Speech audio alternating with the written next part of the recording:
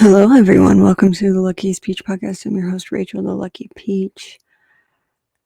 It is our first bonus episode since I think August. Yeah. There was supposed to be a bonus episode in November, but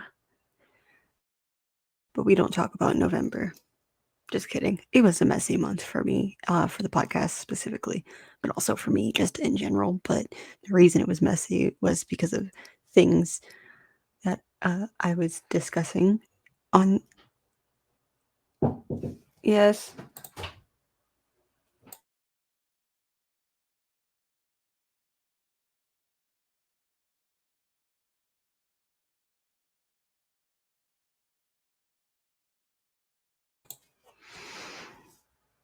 We're off to a great start on this.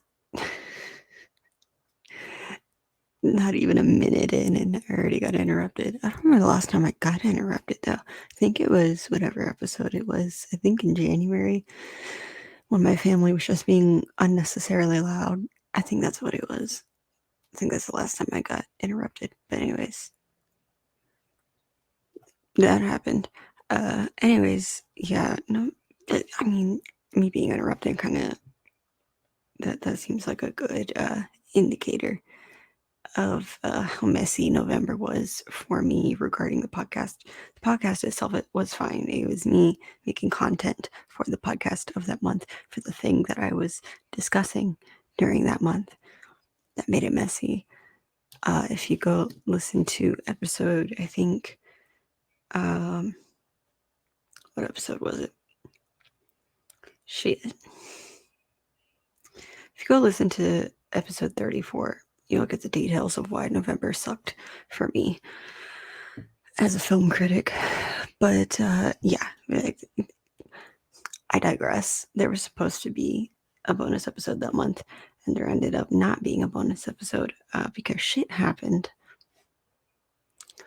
Yeah, so I decided to take that week off as a break to recuperate from the hot mess that month was for me as a film critic.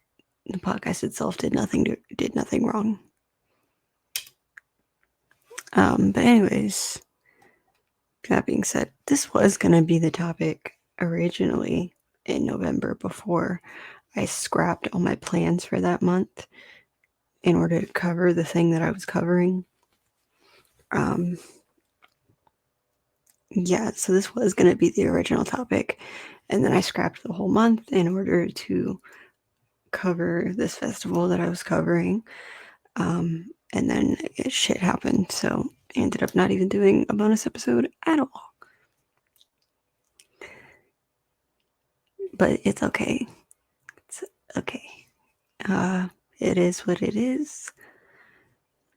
Fuck them. We're here now. Didn't forget.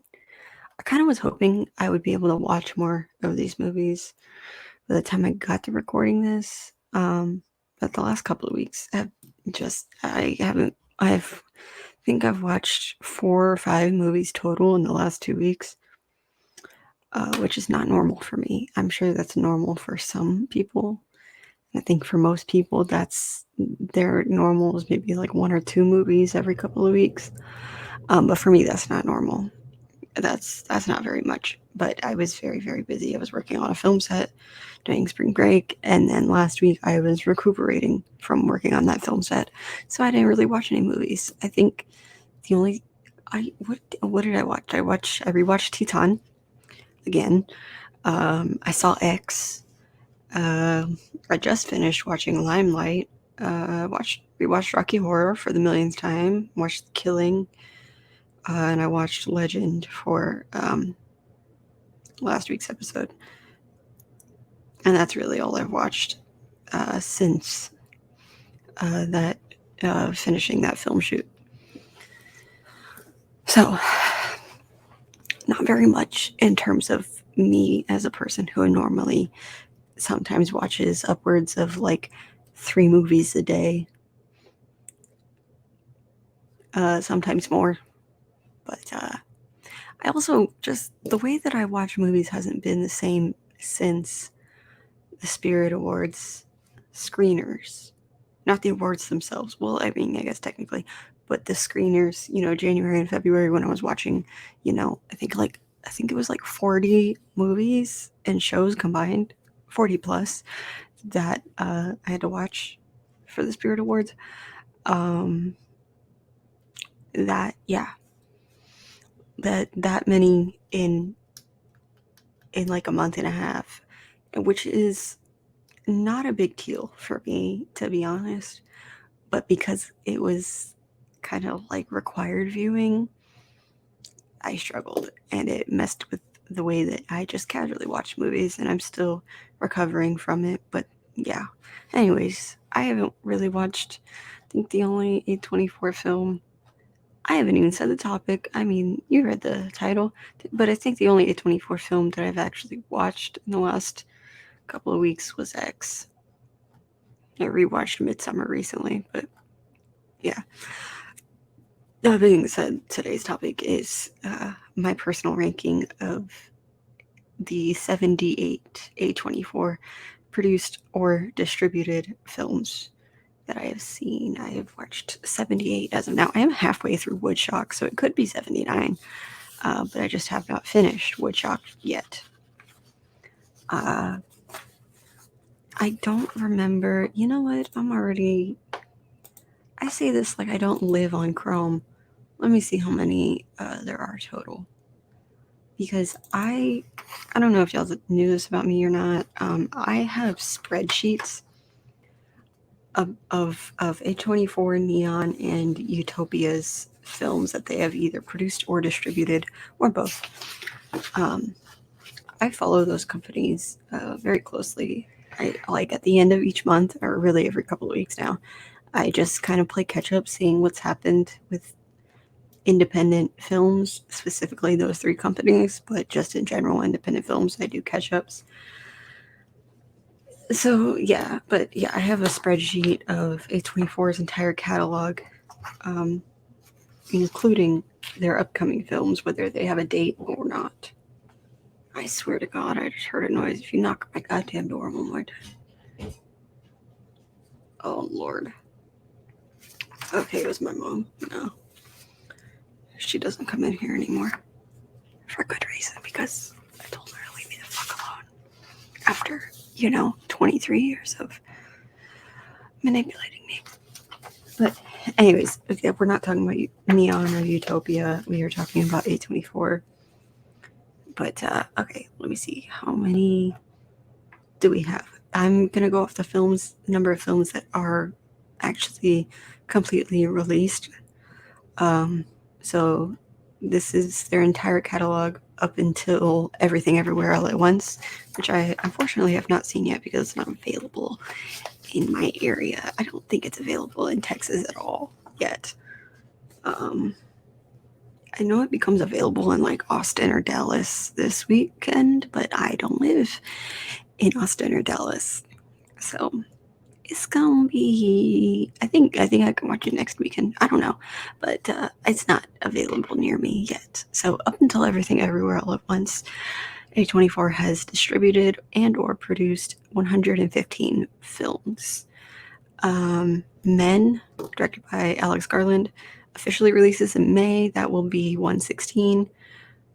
Technically, Bodies, Bodies, Bodies, Marcel the Shell with Shoes On, and When He Finished Saving the World have been screened at least. Because I've seen When You Finish Saving the World. That will actually be included in this list.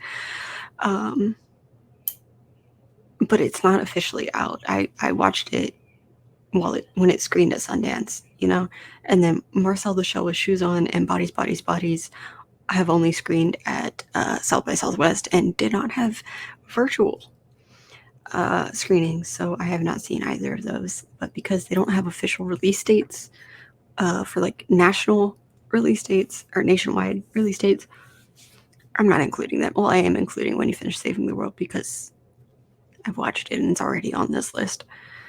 But that's the only exception. So basically, 116 film we'll go out of 116 films.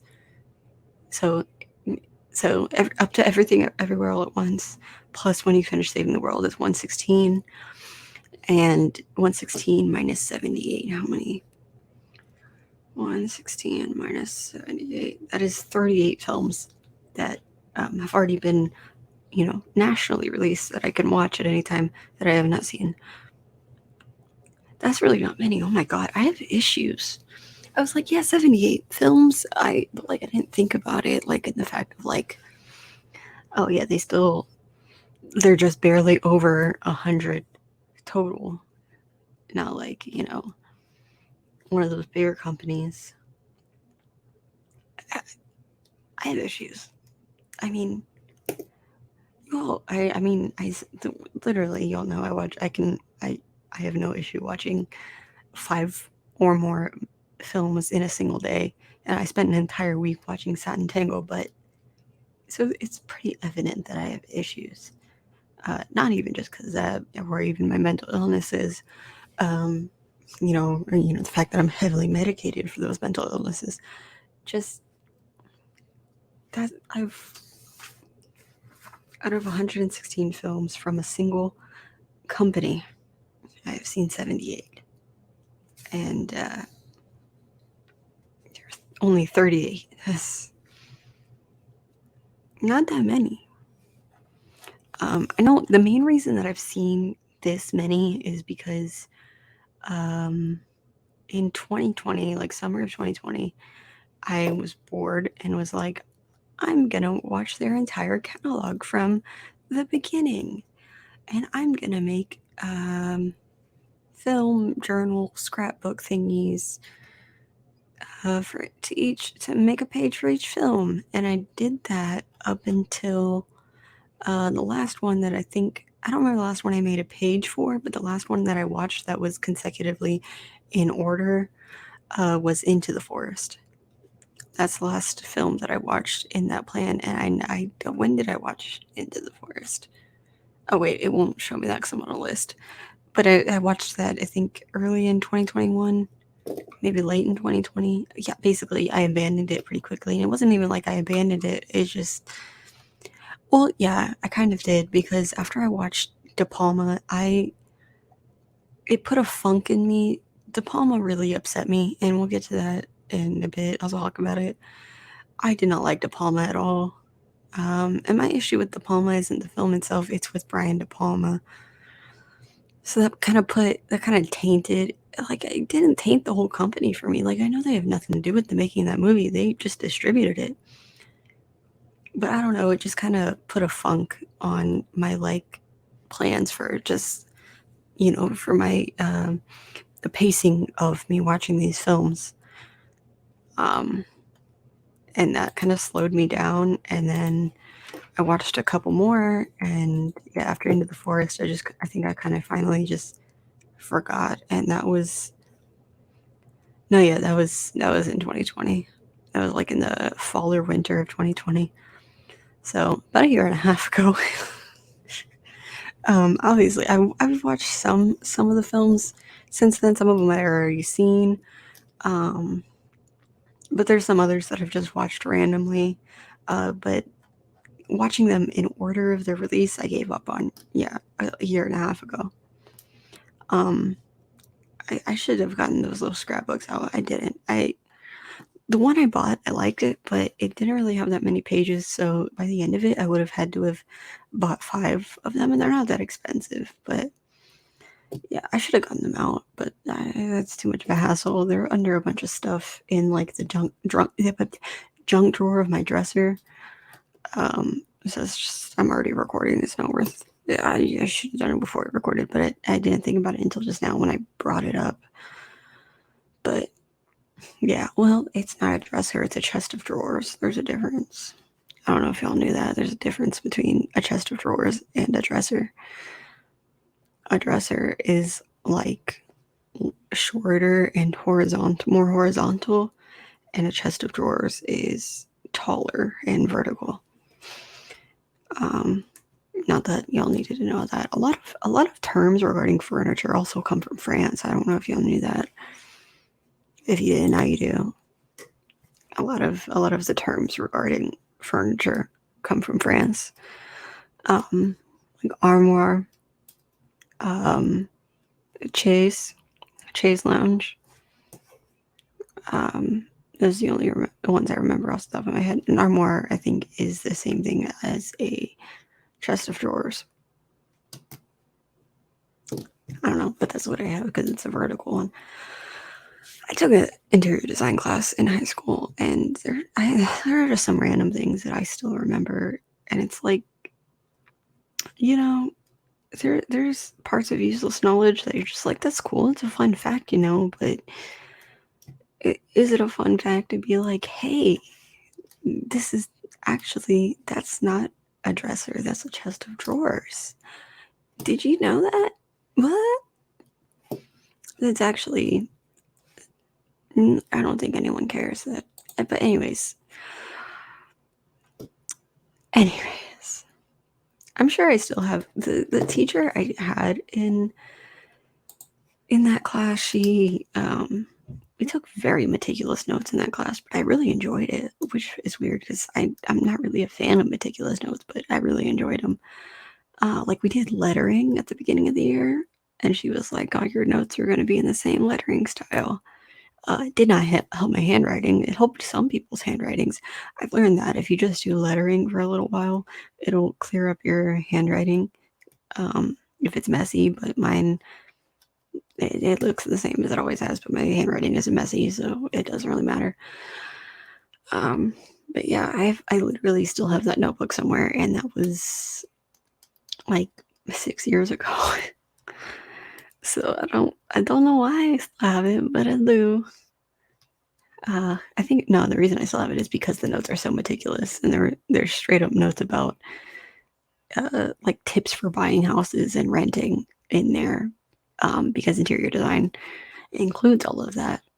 Apparently, I didn't know that, so that's why I kept it. Is because it actually has useful information regarding the legal process of renting or owning a house or an apartment. But other than that, I don't know why I kept it. But I'm sure I have all those French names for furniture types in there, as well as every single type of house architecture style possible. I forgot most of them. I know, okay, well, there's not just colonial, there's multiple types of colonial. But I know bungalow. I've always known bungalow because I used to play the game of life, which is an incredibly fucked up game when you actually look back at it. I mean, most board games are fucked up when you really look at them, like the game of life or like Monopoly. I digress. But anyways, I don't know why I let myself ramble for 20 minutes knowing that I have 78 movies to talk about now from this fucking list. But so I'm gonna get started. This is my personal ranking of A24 films. Uh, the ranking does not necessarily have anything to do with my ratings of them. They're for the most part they're in order of like 1 star to 5 stars, but they're all mix and match. Like they don't have anything specific. Like the actual ranking of them doesn't have anything exactly to do with the rating. But to kick things off at number 78. Is Revenge of the Green Dragons from 2014. I don't know why I looked at my fucking. It's on Letterboxd. Anyways, I gave it 1 star. I'm not even gonna bother correcting myself by saying peaches. I gave it 1 star. It's not good. It's one of those. It's it's like it's bad. I couldn't tell you the plot if I tried, but what I do remember is that it's a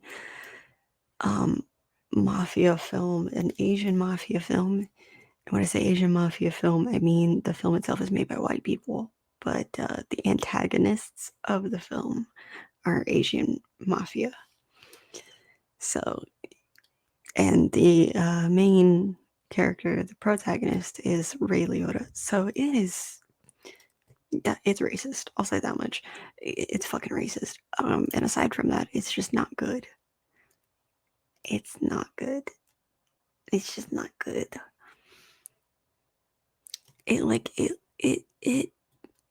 It gives the vibes of like if they tried to make Rush Hour serious, and if instead of, Carter and Lee, it was just Ray Liotta. That's it. Also, I only said Asian Mafia because I do not remember um, the nationality off the top of my head, and I don't want to assume, so I'll look it up, actually, now that I'm, like, being like, oh, now that I'm thinking about it, I gotta look it up. Revenge of the Green Dragons.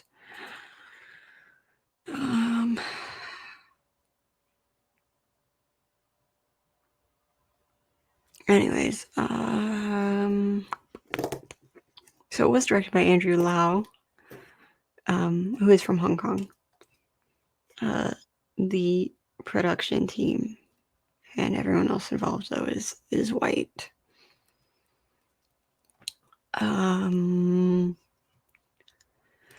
It just says Chinatown Gang, so it doesn't necessarily Chinese American gang life. Okay, not mob gangs. I'm sorry, I misspoke.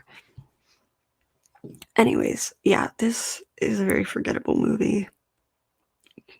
It's just not good, and it's racist. Anyways, number 77 is The Hole in the Ground from 2019. I very recently watched this one, actually. Also gave it 1 star. Oh, I thought when I pressed click, like when I press show review, is gonna like do a little drop down. Letterboxd, y'all need to fix your fucking interface. Your user interface kind of sucks. Honestly, it kind of does. But anyways, yeah, it's not good. It's also very forgettable. The movie is very much one of those like scary child movies where like this single mother and her child move into a haunted house in the middle of nowhere, and guess what? There's a hole in the ground, and he just starts staring at it, and then he starts being weird. It plays out like those horror movies that you see within a horror movie, or like just within a movie.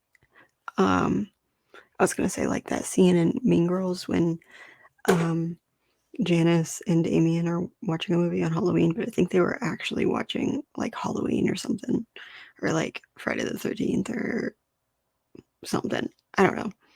I think they were actually watching like an actually good scary movie in it, but I don't know off the top of my head.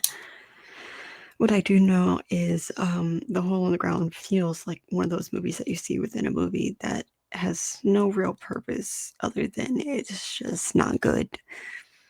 Because if you ever watch a movie where they're watching a movie within the movie, those are usually just they feel worse than like soap opera vibes, like worse than that.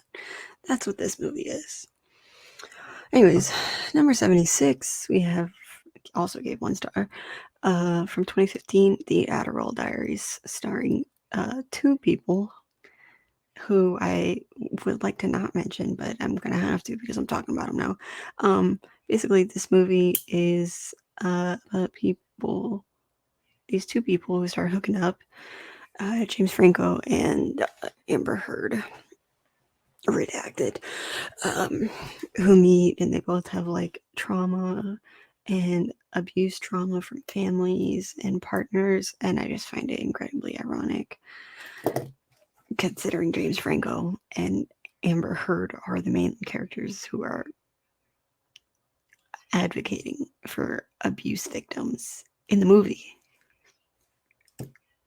And knowing that them two themselves, around this specific time, 2014, 2015, around this specific time, they were abusing people themselves in their personal lives.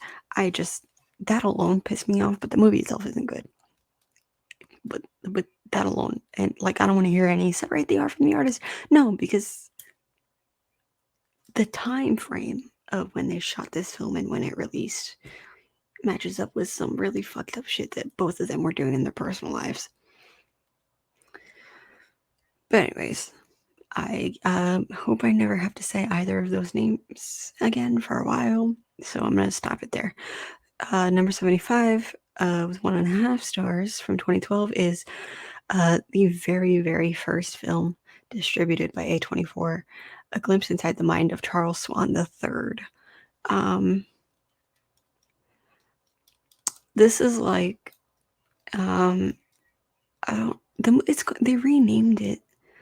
It was originally called like Archie's Final Project. What's it called now? Is it called like My Suicide now? They renamed it. I don't know why. That's an actually good movie, but the way that that film is edited, that's how A Glimpse Inside the Mind of Charles Swan III is edited, but poorly executed. It's about Charlie Sheen plays the main character, and he is I don't know. There's just these weird intercuts of like I don't know if they're imaginary friends or what. I don't know. But there's also some appropriation of Native American wardrobes. So yeah, it's just in general, it's not a good movie. It's not memorable, but it's fucked up. It's offensive. Anyways, moving on. Number 74 from 2014 with 1 star is While We're Young.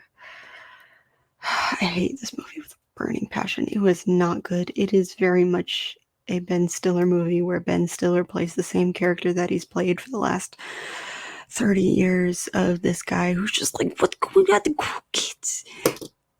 He posted on Instagram. Like Ben Stiller being blown away.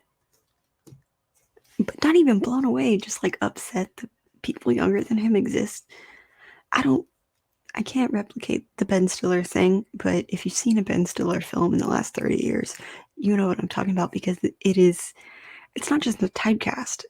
It's the typecast that he casts himself in that I don't know if he realizes is a typecast because he just does it to himself and he thinks he's doing something, but really I'm just like, you're annoying. Enjoy life. You look like you have a really boring life because you're judging every little thing that happens. Yeah. Yeah, like even Alex the Lion is like that, where he's just like, we're in Madagascar? Marty, what? Why do you want to leave? It's a very Ben Stiller role. But just in general, what is this? Is it a Noah Baumbach? I think it is. Pretty sure it is. It is a Noah Baumbach. That tells you everything you need to know about this movie. But yeah, it's basically a middle-aged couple meets a young couple, and they become obsessed with the young couple and kind of stalk them and try to become them. A story we've all heard a million times. It tried to be like a middle-aged coming-of-age story, and it just was not good because middle-aged coming-of-age stories are garbage. 90% of them dunk on younger people for no reason other than just because you're younger than me. I hate you. I'm like, I actually have a real reason for why you don't like people younger than you, okay? I hate kids because they're messy and because they're loud. And they're always sticky for some reason, and they are a lot and they can't take care of themselves, among other reasons of why I hate kids. They don't actually have a real reason for why they don't like the younger couple other than they're younger and they haven't aged. It's like that argument that older people make when they're like, you should be lucky that you're young.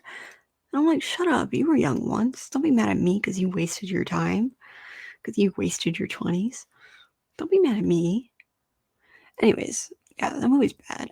I could continue going on a rant about this movie, but I'm going to stop. I'll make this clear now. I don't like Noah Baumbach. Moving on with number 73 from 2021, with 1 star is False Positive.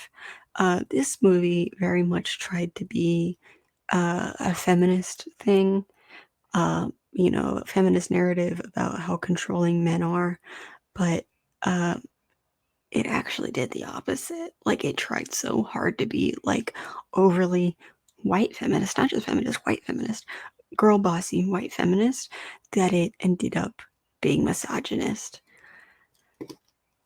It also has one of the most disgusting scenes with a fetus I've ever fucking seen. I don't have a weak stomach, but the ending scene is vile and disgusting. It is the worst, ugly, scary baby thing to come out of 2021.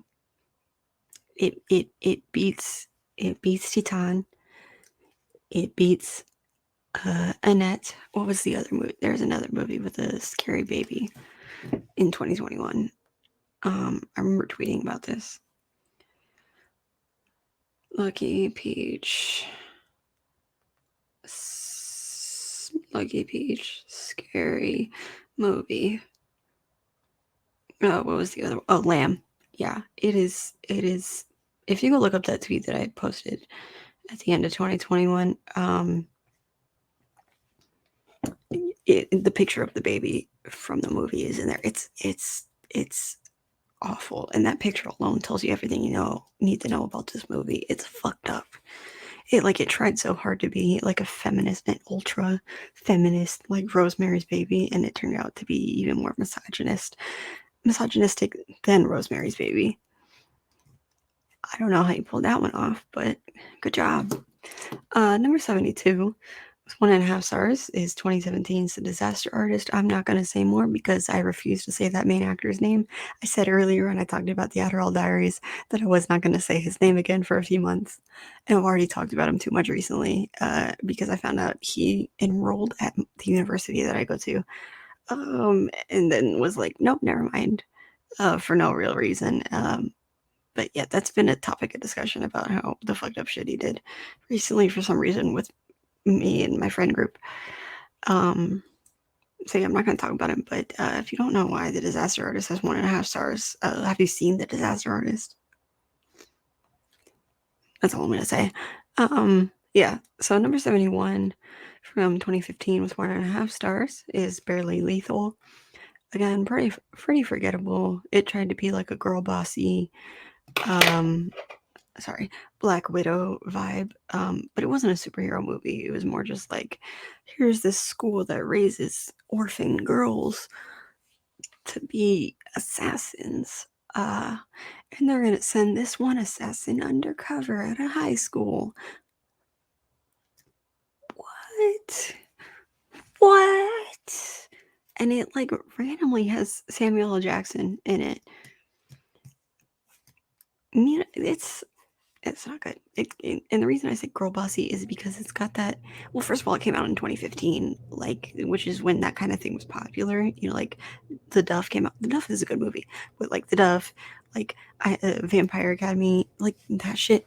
I'm not saying anything bad about those movies, but like this came out around that time when these young adult things were popular. And I'm not dunking on them. I was into them too. I still fucking love Twilight.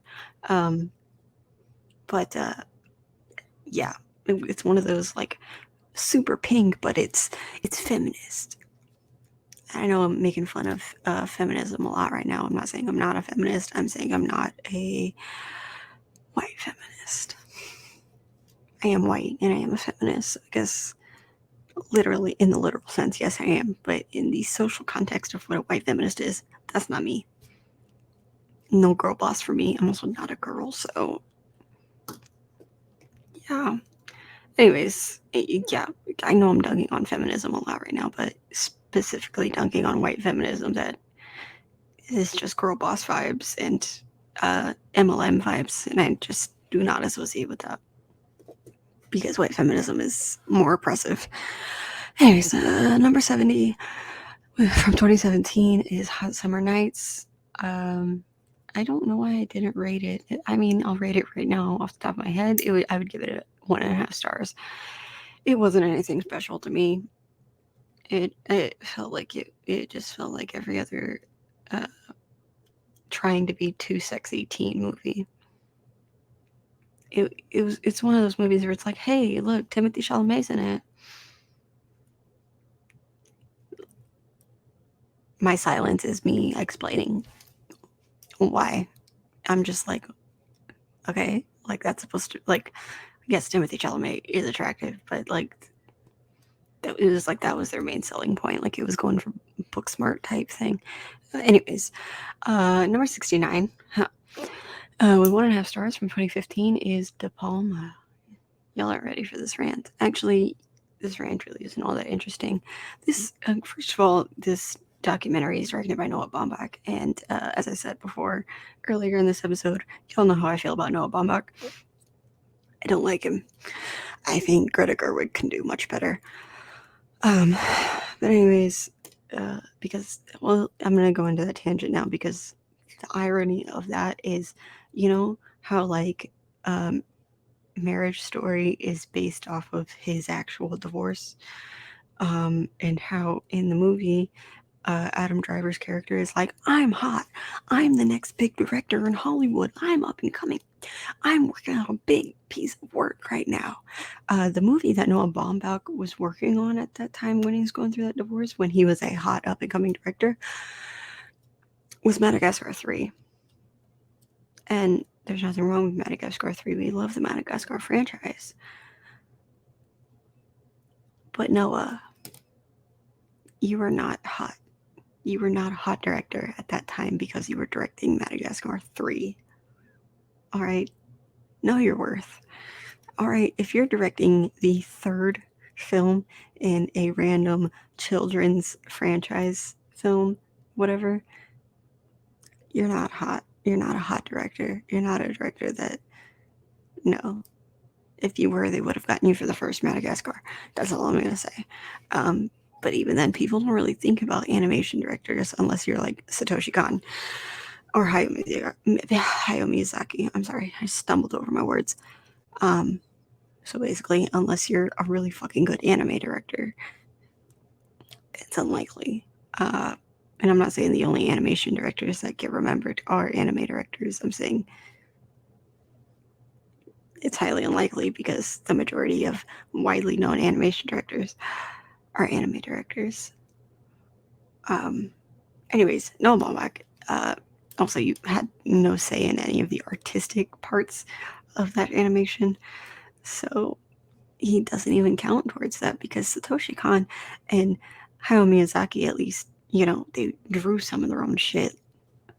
They were part of the animation process. I digress, but I don't like Noah Baumbach. He was not a hot up-and-coming director at that time. He was working on Madagascar fucking 3. That whole that circus shit. Anyways, now I'm gonna have that stuck in my head for the rest of the day. But yeah, so De Palma basically is a documentary of Brian De Palma sitting in a chair talking about his career. And it has, little video inserts showing clips from behind the scenes of the films he's talking about. So basically, the cycle of that film is like, he's like, yeah, and this year I made this film and I thought it was the best work I've ever made. I'm such a good director. I'm the best director in the entire world. But it didn't make any money. It was garbage. I don't know why it didn't make any money, but I'm the best director in the entire, like, he would just basically, it's I guess like an hour and a half, I don't remember, like an hour and a half of him gaslighting every crew he's ever worked with, in a way, because he's like, I'm the best director ever, but the movie was shit. Like, he even says that about fucking Scarface, which is funny. He's like, it's the best movie ever, I'm the best director, but the movie was shit, it didn't make any money. And I'm like, what are you talking about? Scarface made a fuck ton of money. What? Same with Carrie. He said the same shit, which I already fucking hate him because of that opening sequence in Carrie. Carrie is a fantastic movie, I will say that. Carrie is a fantastic movie. Have some respect for my queen, Sissy Spacek. But that opening sequence, did we need that, Brian? Brian De Palma, I doubt you're listening to this, but did we need that opening sequence of these teenage, underage girls, children, running around a locker room, a high school locker room, naked? Did we need that? It was like, how long is that opening sequence? Like 5 to 10 minutes of minors? I don't care that it was the 70s, okay? Those characters were children. I don't care if the actors were adults. The characters were children. That's the same argument I'm going to go for Euphoria. I don't care that the actors are adults. the characters are children. They are minors. Why the fuck are we showing these like detailed sex scenes? Anyways, I digress. But yeah, De Palma he keeps dunking on his own movies, but then calling himself the best director in the entire world. And the part that gets me is he directed the first Mission Impossible film. And Mission Impossible was because by this point Tom Cruise was already the golden child of Scientology.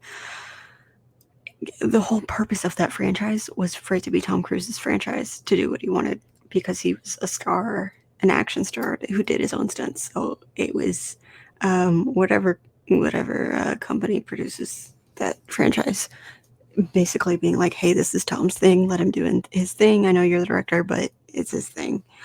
And he straight up says that, like, when he's like recounting the conversation about him getting hired for Mission Impossible, he straight up says, yeah, they told me it was Tom's thing, he's gonna do his thing.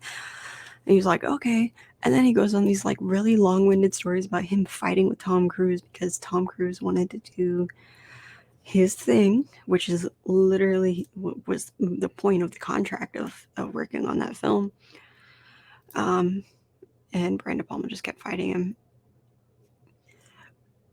And like, I get it. I mean, at that point, why not make Tom Cruise the director? I get it, but you literally, when you signed on, you knew that Tom Cruise was gonna do his thing. He was gonna do whatever the fuck he wanted, and you still are like, Tommy's just the worst person you work with. But I didn't sign up to be bossed around by my own actor. But you literally did. But yeah, it's an hour and a half of Brian De Palma being like, I'm the best director in the entire world, but all my movies flopped. Even though a lot of his movies didn't flop. And if they did commercially, not if they weren't commercially successful, they at least became cult classics. Phantom of the Paradise is a cult classic film. Carrie did very well commercially, but it's also a cult classic film. Same with Scarface. Scarface, if I'm not mistaken, got nominated for fucking awards. Don't quote me on that. Let me look it up. Fucking Michelle Pfeiffer. I love her. I love that woman. Oh yeah, it is a cult classic. But it also, okay, so the budget for Scarface was, there's no specific number, but it says $23.5 to $37 million, and it grossed $66 million. Like, I'm telling you, this man is on crack. He said that flopped. He was like, it just didn't do good. Are you saying you didn't make as much money as you wanted? Are you saying you're upset that you didn't make as much money as you wanted because you had to use some of that money to pay your crew? Anyways, let me see. Accolades. Yeah, it was nominated for Golden Globes. Oh, but the irony, it's funny, the ironic part, I just realized he was nominated for Worst Director at the Razzies that year. That's why he's petty. I mean, I'm not gonna lie, I don't think he's a good director. He's made some pretty good films, but I don't think he's a good director. I don't think the films that are good, that are directed by him, are good because he directed them. I think they're good for other reasons. They're usually mostly carried by the cast. Anyways, I don't like him. I never really thought much of him before I watched that film. I was just like, yeah, I like Carrie. I like Carrie. I like Scarface. I thought Phantom of the Paradise was alright. I was like, I thought these movies were pretty good. They're alright. And then I watched this movie and I was like, fuck this guy. Fuck this guy. If I find out there's an interview of somebody saying he's hard to work with, I would immediately believe it.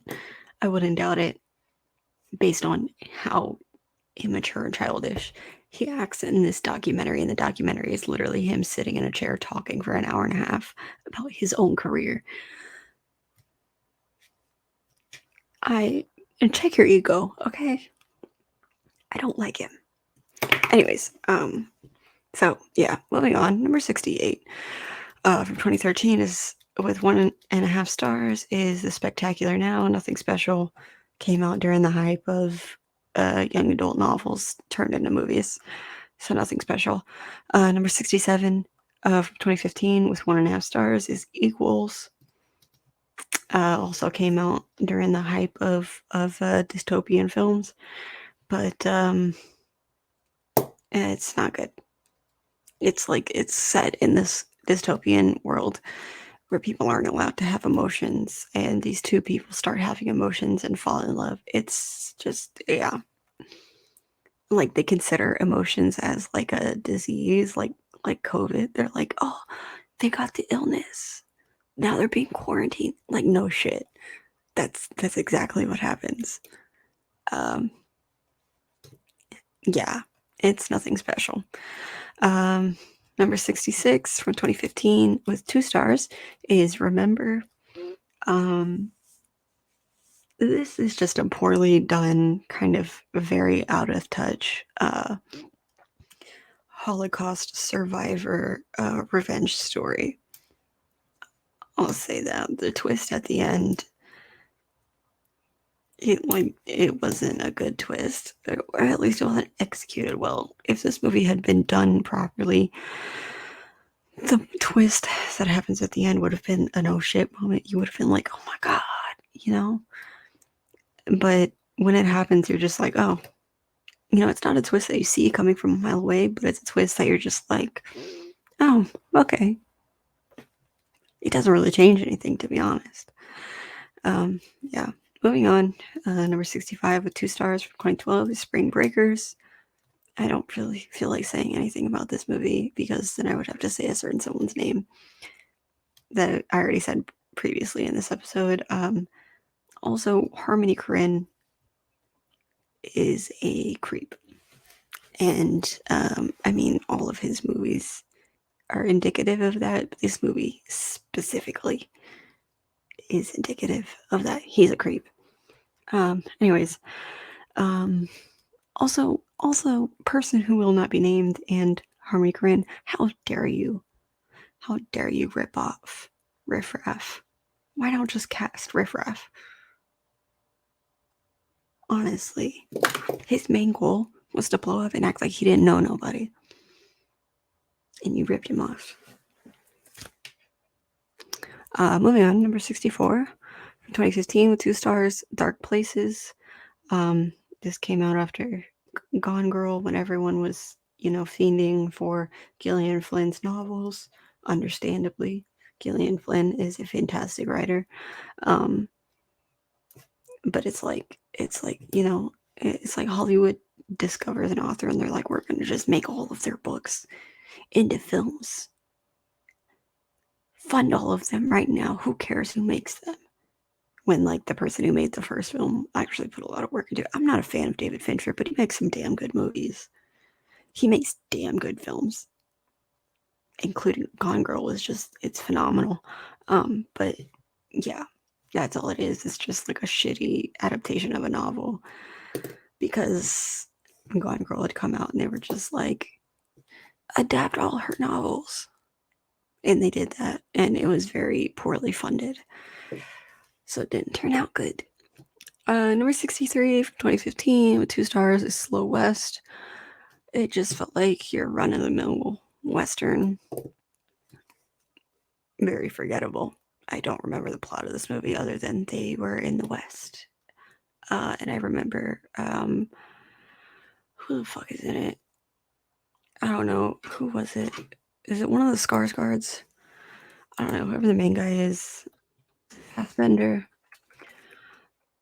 It's one of those white boys that just looks like every other white boy, but is also a good actor. Yeah, it is Fassbender. It's Fassbender walking around a lot. That's it. Yeah. Number 62 from 2018 with 2 stars is High Life. I'm not going to get into it. This movie was like, it wanted to be a mind fuck so badly. And at the end of it, I was just like, this is disgusting. I hate this.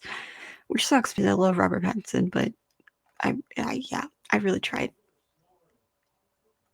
I tried. I'm sorry if you hear my dad yelling. Apparently, they're arguing about whether or not my mom snores, even though we've known since the dawn of time that she snores. Number 61 from 2013 with 2 stars is Locke.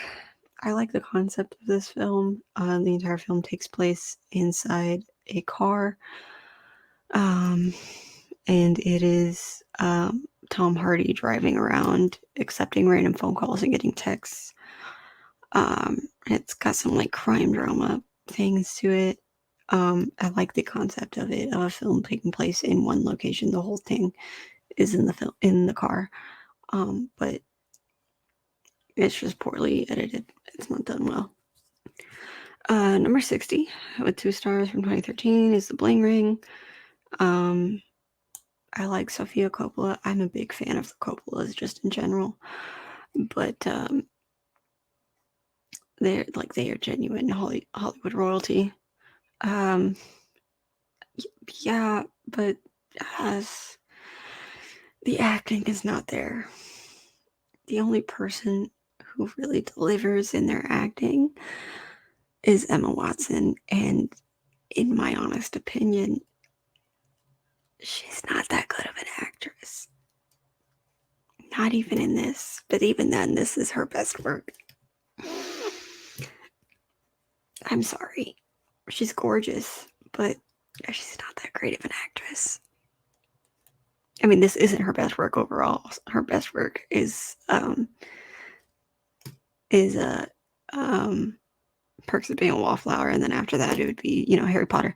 But yeah, this movie it missed the mark in the acting department, to be completely honest.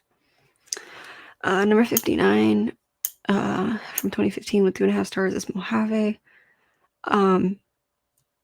Yeah, this is like one of those weird stories where this guy was like in the woods and then he met this other guy and the other guy scammed him. So then he got the other guy back and then the other guy started stalking him and threatening to kill him. That's the whole fucking movie. Well, I'm not going to say the ending, but that is the whole movie minus the ending. But also Oscar Isaac says brother at least 100 times in that movie. And that alone made it 2.5 stars. It was insufferable. I love Oscar Isaac. I think he's like the sexiest man alive right now. But the amount of times that he said brother, and I'm pretty sure that's not his fault. It was probably in the script, but it was an ick for me. 58 from 2014 with 2.5 stars, Son of a Gun. I don't remember this movie at all. It was completely forgettable. All I know is Ewan McGregor is in it. And it has those grungy, dingy man vibes that Slow West and Mojave have. So all three of those movies very much blend together in my head. Number 57 from 2014 with 2.5 stars is The Captive. It was okay. It was a missing child movie, but a lot of it is Ryan Reynolds walking around in the snow, yelling, or walking in a police station yelling. Just a lot of Ryan Reynolds yelling. Yeah. Number 56 from 2014 with 2.5 stars is A Most Violent Year. I really wanted to like this movie. The issue I had with it is, like a lot of the other films that I gave 2.5 stars, it's very monotonous. It has like one tone. It's pretty just streamlined. A very streamlined plot of this, I think 50s or 60s couple just going through it. That's a plot that we've seen a million times already. It wasn't interesting to me, but I really wanted to like it. Number 55 from 2014 with 2.5 stars is Laggies. It's a rom-com. Nothing special. Number 54 from 2012 with 2.5 stars, Ginger and Rosa. I actually kind of liked this movie. It just wasn't executed that well. But it was I kind of liked it as a coming of age story. It just wasn't executed very well. Number 53 from 2015 with 3 stars is Mississippi Grind. Very, very strong 21 vibes because it's about gambling. It's gambling movies like this. They just kind of like A Most Violent Year and the others where it just feels monotonous. Gambling movies all feel the same. It's just like, let's go gambling. Let's let's hustle. Let's hustle at the casino. That's all those movies are to me. 52. Well, yeah, for a gambling movie to like actually be good to me, it has to be more than just let's go hustle. Okay, it's gotta have a little bit more Ocean's 11 to it. Okay, not just let's go hustle and make some money.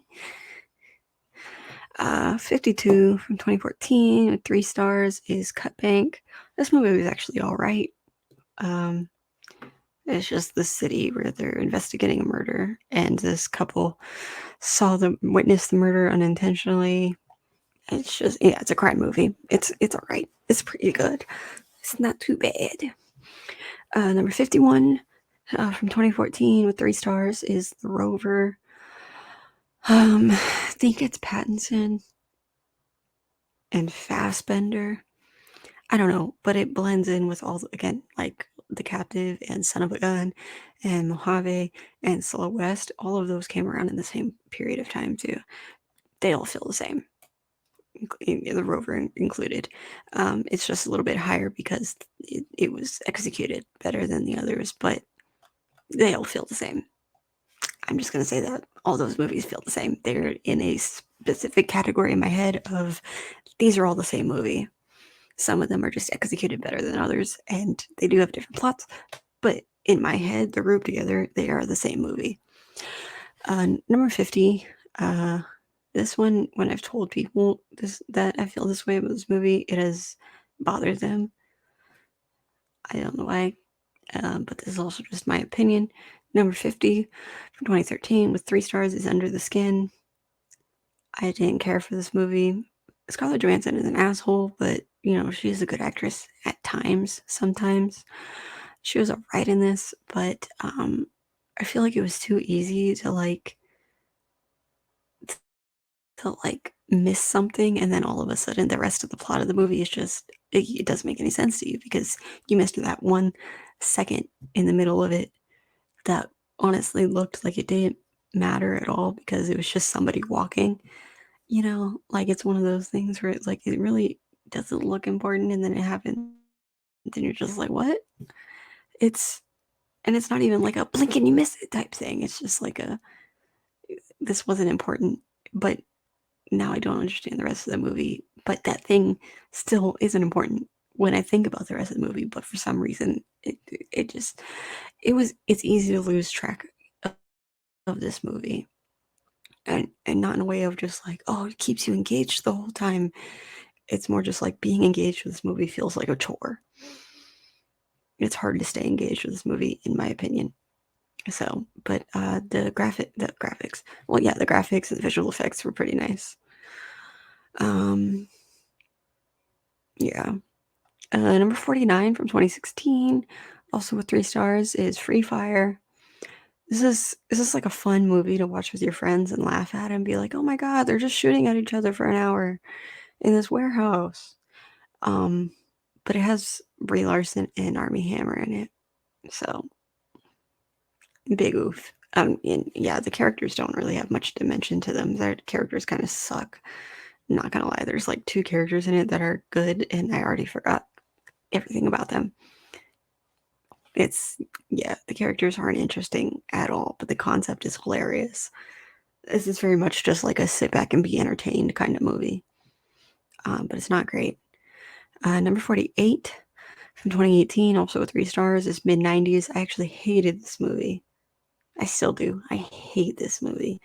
Not in the way that I hate 8th grade, but like I'll get to that. But like not in the way that everyone hates 8th grade, because 8th grade is fantastic. And this movie is really well done, which is why it's so high on my list. I mean, it is at number 48, but it's higher on the list for reasons. But I don't like it. It's upsetting, and like it feels appropriative because it's Jonah Hill being like, "Hey, I see myself in this character. This character is kind of based on me." Um, and it's literally a group of preteen and teenage boys being pieces of shit and saying things they shouldn't say. and just being offensive. It's icky. It's an icky movie, but the production value is good, which is why it has 3 stars for me. But I hate it. It's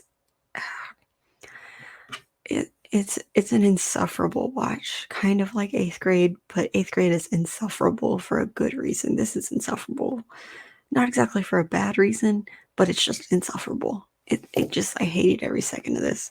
I really did. Number 47. This is also one of those ones that piss people off when I tell them that it's lower on my list. From 2013 with 3 stars is Enemy. I just don't care for this movie. I don't really have any thoughts on it other than I just don't care. It's one of those ones that you gotta dig deeper on, which is fine, but it's not like when I finished the movie, I was like, I need to learn everything about it. When you finish watching Cloverfield for the first time, you're like, I need to know everything. And you want to dig deeper and you do like a Wikipedia deep dive on Cloverfield and that whole universe. When I finished this movie, I was just like, now I feel like I gotta learn more, but I don't want to. I really don't like it. I just don't care. It left too many things unanswered, and not in a way that it made me want to look for the answers. More in just like I'm confused and I don't really want to look for the answers. So yeah, I just didn't care for it, but it is entertaining nonetheless. I don't hate it, but I don't like it either. I feel very neutral about this movie. Like, I will watch it again at some point. I think I've watched it twice now. I probably will watch it again at some point. It is for sure a rewatchable movie because of how confusing it is, but I'm not mind blown by it like a lot of people are. Number 46 from 2014 with 3.5 stars is Obvious Child. This is a very cute, like, adult coming of age story about bodily autonomy. I loved it. It's like what Plan B with Jennifer Lopez, the movie with Jennifer Lopez, it's what Plan B should have been. Like, that's exactly what this movie is. It's so good. It's like Plan B, but good. I think that movie was called Plan B. I don't know, that rom-com with J-Lo where she got inseminated. I don't know, but yeah, Obvious Child's really good, but it's not like amazing. But it's good. It's really good. It's worth a watch. Number 45 from 2018 with 3.5 stars is Slice. This was a really fun movie, in my opinion. I had a really good time watching this. It has Zazie Beetz and Chance the Rapper, and it's a really fun movie. It's a fun watch. It's definitely like a Friday night, go with your friends and order some pizza and get drunk and watch a scary crime movie starring Chance the Rapper. It's a fun time. It's a fun movie. Number 44 from 2021 with 3.5 stars is Lamb. If you saw any of my tweets after like the posters and the first trailer drops, I was really excited for Lamb and I was kind of disappointed. I love Noomi Rapace. I think that's how you say her name, Noomi Rapace. I love her. This movie just it was missing something. There was like a little dullness. It was missing something. And if that thing had been there, it would have been like a 4.5 to 5 star movie. But nonetheless, I still enjoyed it. I still enjoyed it. I mean, I will admit, when I saw it in theaters, it did put me to sleep. I slept through half of the movie. So it ASMR'd me to sleep. Which again doesn't say anything about the value of the film. Just I was missing something and I was lost and bored and I fell asleep. But I still enjoy the movie. It's just not that great. It's missing something. It's just there's something. I don't know what, but something. Number 43 from 2020 with 3.5 stars is On the Rocks. This is a very Bill Murray movie. I'll say that much. It's a very Bill Murray movie. And it's fun, it's entertaining, but it's a Bill Murray movie. and I'm not saying Bill Murray in like a negative context. I'm just saying Bill Murray is playing the Bill Murray type of character. Like, I don't think he's that kind of asshole in real life. I doubt he is. Heard he's a great guy.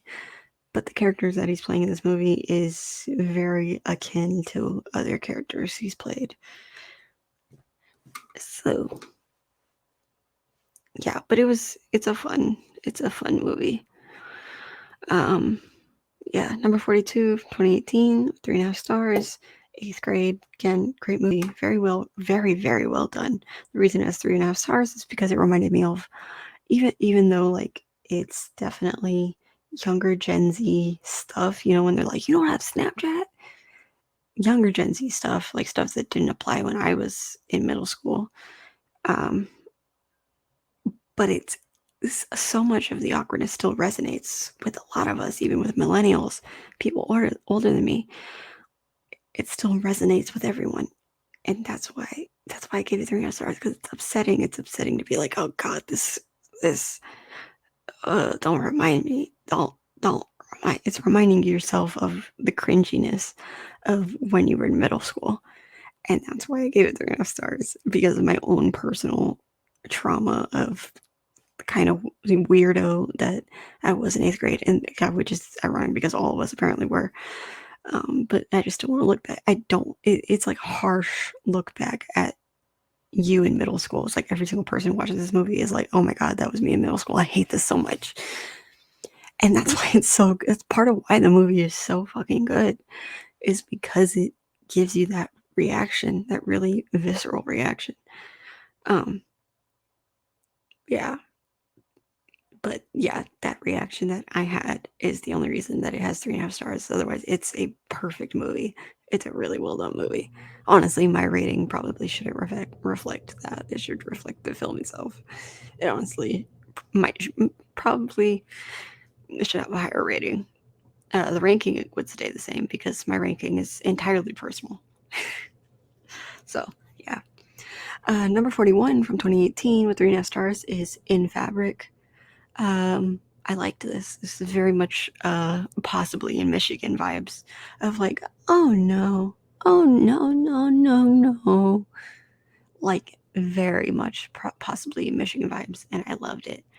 But it again, it was just missing something.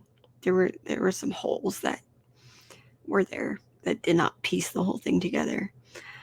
It was missing something. Number 40 from 2015 with 3.5 stars is Room. I don't care about this movie, to be honest. It's a well-made movie. That's why it's higher on this list. I mean, it's in the midpoint, but it's higher on the list. It's a good movie. But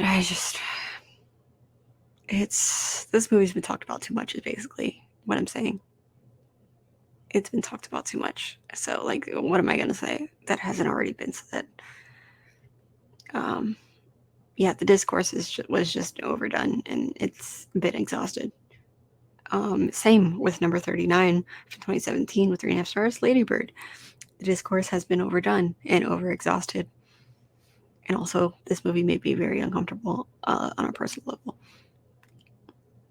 So, but it is a good movie. But yeah, like Room, the discourse is it's been exhausted. It's been dug deep into the ground. So there's really nothing I could say at this point. It's been talked about too much on TikTok. Number 38 from 2015 with 3.5 stars is Krisha. I actually really enjoy this movie. I really do. I really love this movie. This is Schrager Schultz's first feature film as a director. He also directed Waves, which is not on this list. I haven't watched it yet. But he also directed Waves. Yeah, this is Krisha is like I don't know what it's called when you make a short film and then you make a feature film off of that.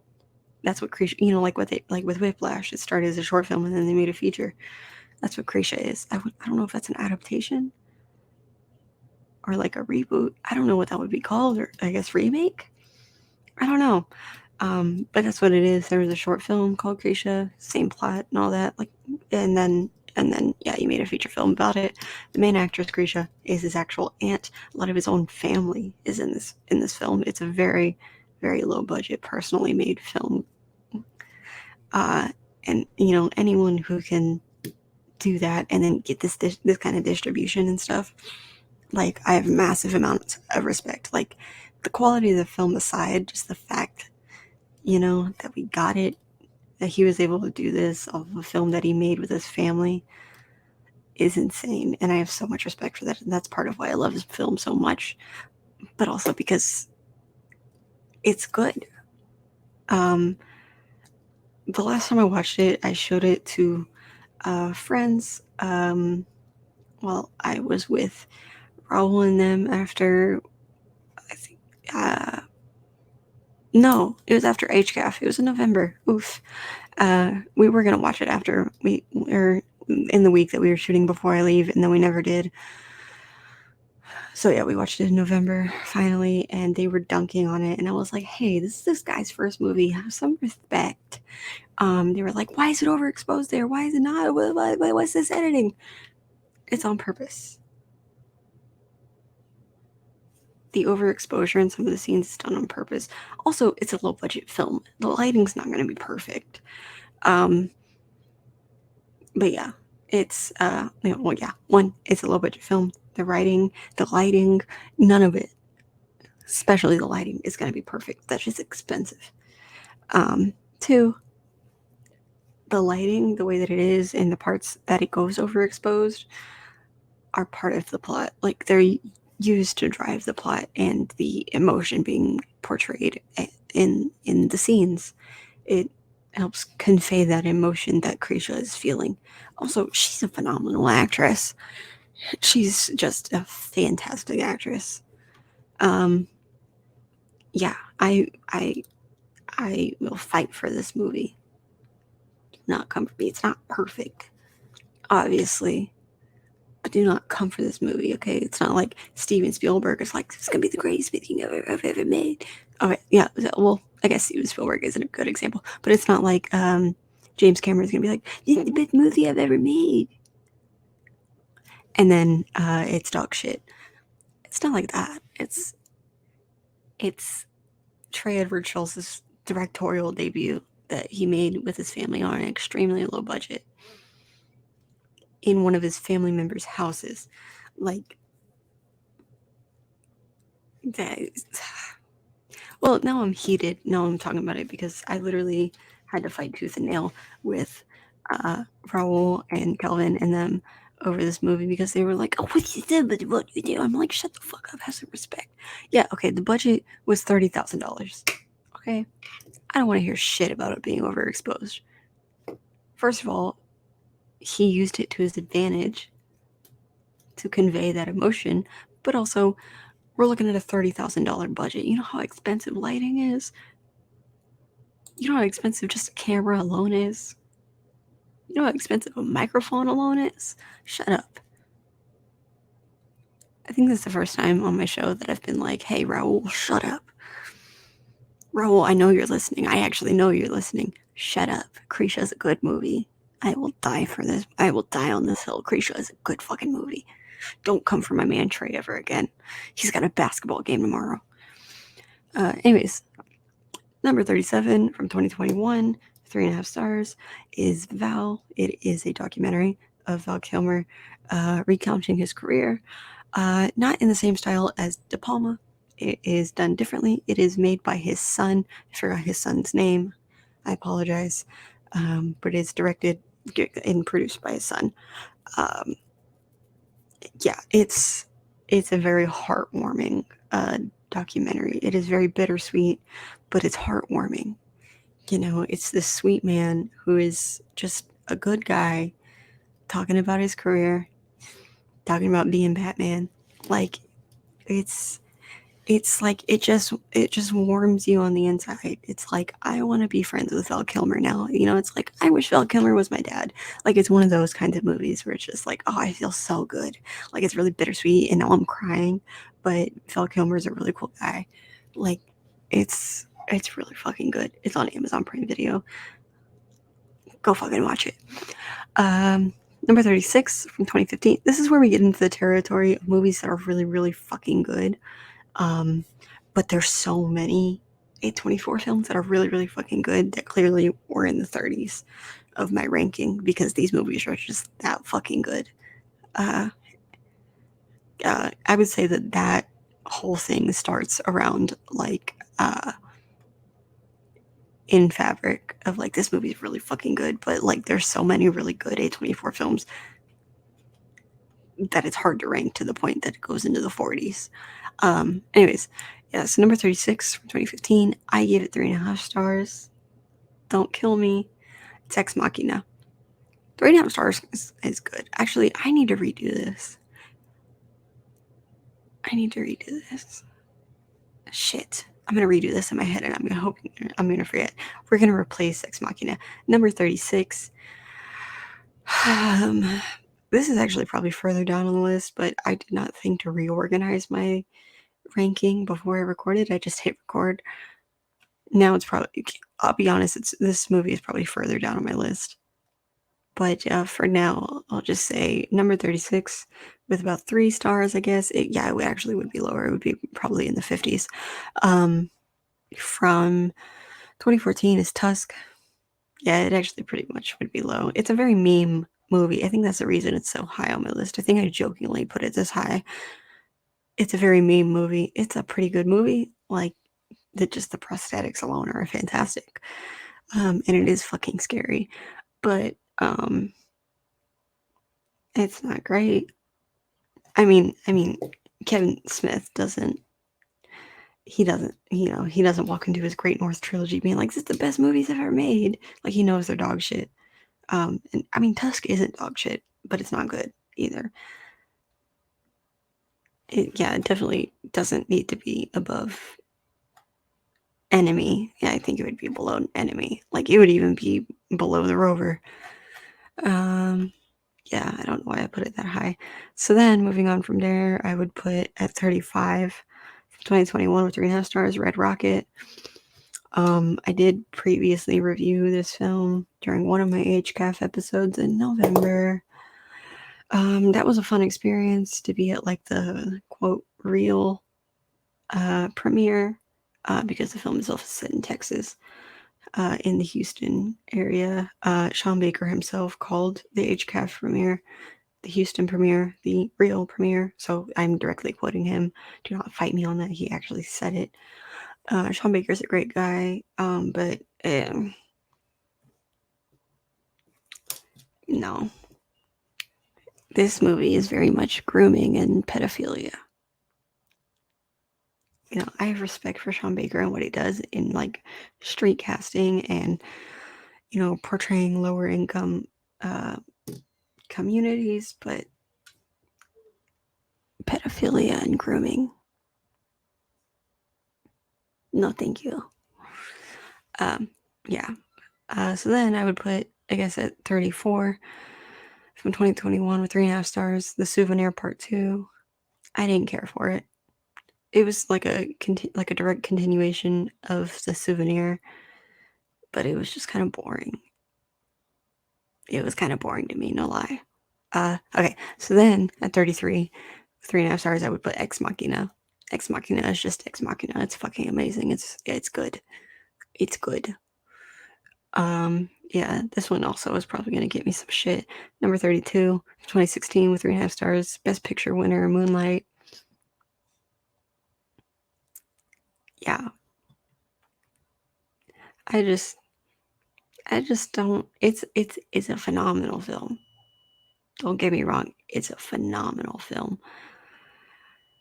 But, and I think this is partially due to the fact that, I'm not, a gay black man from a, lower income community. As a queer person, I can resonate with it, as a queer person, but otherwise, as fantastic as this movie is, I think my demographic keeps me from being connected to this film, which usually isn't a thing. I don't know what it is. I just, I don't know. Something about this movie doesn't grasp me. But, like, it's fantastic. And also, just a movie that makes me feel depressed at the end of it, I'm gonna give it a lower rating. No matter how good it is, if it makes me cry and feel depressed and like sad for somebody, I'm gonna give it a lower rating. It's gonna lose a star because I'm like, how dare you make me feel depressed, Barry? I'll be like, I'm so upset. Don't do this to me. Let me look up Moonlight real quick. Yeah. Don't do this to me, Barry Jenkins. Don't make me depressed. Also, you know what? I just had a flashback while I was talking about this. Last time I watched this movie, um, it was ruined for me. That's why the rating is the way that it is. Yeah, I rated it 3.5 stars because I left near the end of the film to go do hoe activities, and the hoe activities were not good. And then I told the person that I was doing hoe activities with that I had left a screening of Moonlight to go do those hoe activities with him. And he just was a dick about it and said some racist things, and it kind of ruined it for me. Not in the way of like, oh, he said some racist things that I agree with. More just like he kind of ruined my night by, like, first of all, not being good at the whole activities, and then also just being racist. I was just like, all right, fuck you, I'm going home. So it kind of tainted my evening. Um, didn't change the way that I view Moonlight, it just tainted my evening. That honestly, I shouldn't have gone and done that. I should have just stayed and finished the fucking movie because I was watching it with friends. I still feel like an asshole for it. That winter of like 2019/2020, I was a dick. I'll say that much. So yeah, Moonlight has 3.5 stars because the last time I watched it, I had a really bad hookup with somebody. Yeah, I realized 90% of the people I hooked up with don't reveal that they're pieces of shit until afterwards. I learned that the hard way too many times. That's exactly what happened this night. Um, yeah. Also, that guy recorded me without my consent, so I learned that at the end of the night too. I was recorded without my consent, so we love sexual assault. Um, yeah, I need to rewatch Moonlight though. I think it's fantastic. Um, the Oscars happened this past weekend, so it's been on my mind. I probably should watch it because it genuinely is better than La La Land. I know that there's a friend of mine that's listening that loves La La Land, but I'm gonna say it right now: La La Land is garbage. And that's the tea. Moonlight is a million times better. Um, yeah. I realized I got into one of those headspaces where I started getting defensive over why I gave Moonlight 3.5 stars because I know people love that movie. And I'm not saying I don't love that movie. It's just I'm remembering the last time I watched it, I had a really shitty night and it tainted my night because I had ditched a screening of Moonlight to go do something I probably shouldn't have been doing. And it ended up getting really fucked up. And I was like upset. And then I was like, at the end of the night, I get home and I'm upset because I'm stressed out because I had a really bad night. Then I'm like, God damn it, I gotta rate Moonlight now because I watched it. Gotta rate it on Letterboxd. Yeah, I shouldn't have gotten defensive. Basically, though, what happened is I rated it while I was in a bad mood. I gotta stop fucking getting defensive about my ratings of movies. I gotta stand by them. Moonlight's one of those movies that if you don't give it 5 stars, people are like, you're a piece of shit. I'm like, okay. Anyways, I stand by that 3.5 stars though. It's a really fucking good movie. It just doesn't reach me um in a certain way. And also I have bad memories tied to it. Um yeah. It's not even just because of that night, just the subject matter it gives you flashbacks of when you were treated like shit as a queer person because you were queer. No one wants to think about that. But any story that involves chosen family means a lot to me. Which is why I like Teton so much. I'm not going to go into detail about Teton because I have plans for that movie on this podcast in the future. But yeah, basically, films about chosen family mean a lot to me. Moonlight is one of them. But I also I'm not a fan of slow burn movies too. And Moonlight is a slow burn movie, as good as it is. I'm not a fan of those. Yeah. Number 31 from 2019 was 4 stars is The Souvenir. It's pretty meh. Honestly, now that I'm thinking back on it, both it and The Souvenir Part 2 should be lower on this list. I don't think they're that special. Feels very much like I have rich parents and I want to go to film school, but my ex-boyfriend, like, what? Yeah, I'm not a fan of it. I think I put it high on this list because when I watched The Souvenir Parts 1 and 2, I watched it in the A24 screening room thing where they were like premiering The Souvenir Part 2 online. And people were tweeting about it and people were like, oh my god, that's Souvenir, blah blah blah. So it was a pressure thing. I still struggle with being pressured into rating movies higher than I actually feel they should be. And, there's some movies where I don't let that get in the way, like, Lady Bird and Room and like, Enemy and Under the Skin. I don't let people get in the way of that. Because ultimately what happens is if I let somebody pressure me into giving a movie a higher rating, I actually end up hating it. And guess what? I don't like The Souvenir. One, I wasn't impressed by it, but also I was pressured into feeling like I should have given it a higher rating. I'm still working on that. I'm still working on not looking at other people's Letterboxd reviews of a movie before I post my own. That is the big influence on me. So I'm going to stop doing that. Because that kind of pressure actually makes me hate a movie. So if you want me to watch a movie that you really like, don't put any of that pressure on me because I'll end up hating it. And I know that's not how things go. You should be able to go into things open-minded. And I'm very good about going into movies open-minded.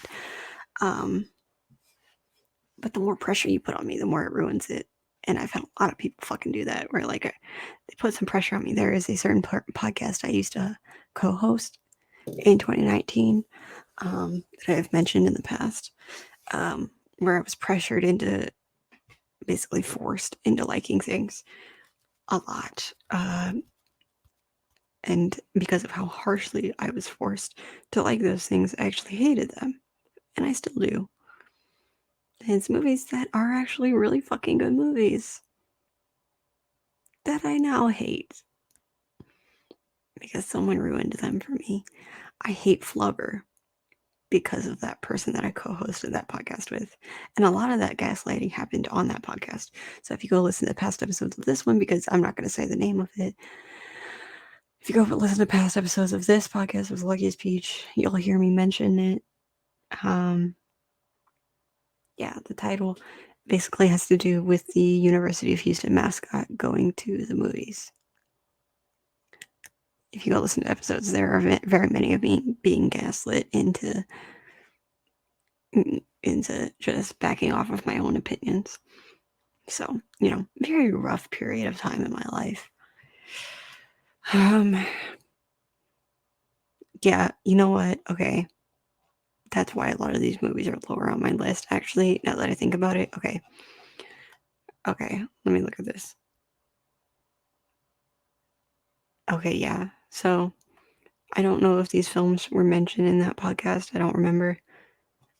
But these are going to be titles of films that I was gaslit over into thinking that they were really good or really bad, whether I think they're good or bad at all. So yeah, The Disaster Artist, which I actually do think is shit. but I was gaslit over that one. What else? The Bling Ring also. See, Free Fire for sure.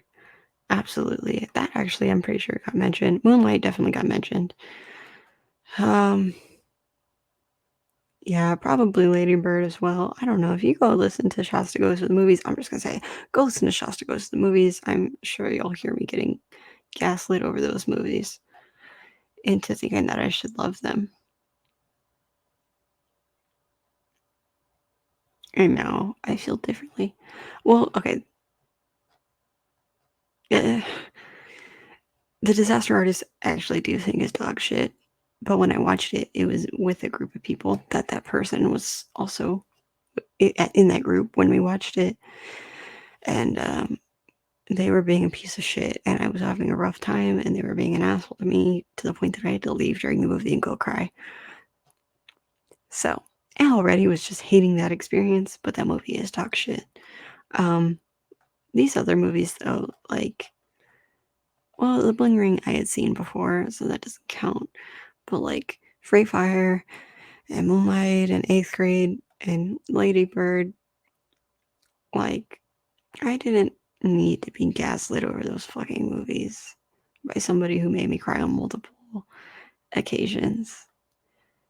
Who would, gaslight me, and then I would be like, you just said this.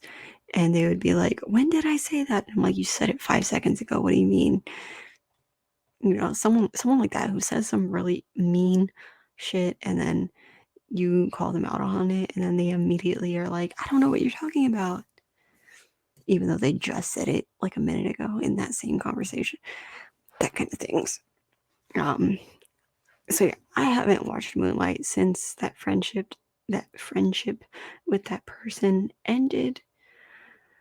So yeah, the Moonlight in general is tainted for me because I have a memory of a bad hookup where I was sexually assaulted, as well as I have memories of an ex-friend, ex-co-host from a podcast, treating me like shit over Moonlight for absolutely no reason.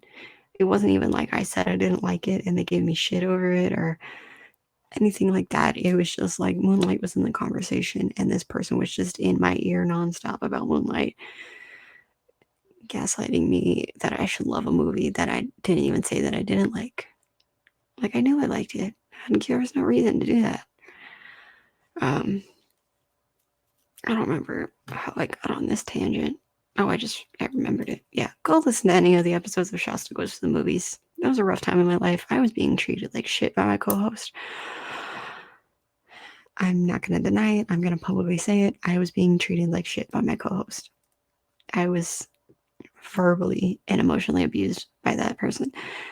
And I'm not going to deny it. And I was also sexually assaulted by that person. So, well, no, it would be like more like harassment. Regardless, I was sexually harassed by that person. So, I mean, don't listen to it. But if you want proof of it, go listen to it. That's all I'm going to say. But yeah, a lot of these movies I haven't watched since then. Moonlight being one of them. My view on the movie itself isn't tainted. It's just the memories I have surrounding this movie and the time periods that I've watched this movie in the past are tainted. And, there are times you give a movie a bad review because you also had a bad night the night that you watched it. And Moonlight is one of those movies. The Harold and Kumar movies are also on that list of those movies that, like, every single time that I've watched one of the Harold and Kumar movies, every single fucking time, without fail, I don't know what it is. Every single time, something very, very suddenly happens where I end up having a mental breakdown. Not within the movie. It has nothing to do with the movie itself. It's just I just happen to be watching a Harold and Kumar movie. And then something happens and I have a mental breakdown. Every single time. It's a cursed movie for me. I'm starting to think Moonlight is a cursed movie for me because seems every time I've watched this movie or every time I've discussed this movie with somebody, I've ended up having a shitty time to the point that I feel this movie should be lower than The Souvenir. Moving on. That was a really big rant. But I don't think I've ever actually said that, like, out loud of, like, hey, this person I used to host a whole podcast with, on the podcast itself and also privately, regularly, verbally, and emotionally abused me, as well as sexually harassed me, and then called themselves my friend. Yeah. And wouldn't allow me, even though we were just friends, nothing more, they wouldn't allow me to have an opinion differently than theirs. Anytime I did, they would text me and be like, hey, can you just back me up once? And I'd be like, no, because I don't want to agree with you. They're like, what kind of friend are you that you won't back me up? Classic shitty friend. Anyways, but that's what I'm going to say. If you know, you know. Number 30.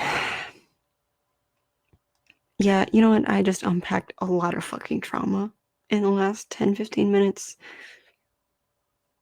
Moonlight is cursed for me. That's all I'm going to say, because I don't remember the last time a movie, just casually talking about a movie, led me to unpacking a lot of fucking trauma. And I just did a lot of that. I apologize. But you know what? I pride myself on how open I am. I'm not afraid, to say, hey, this person was a piece of shit. So, yeah.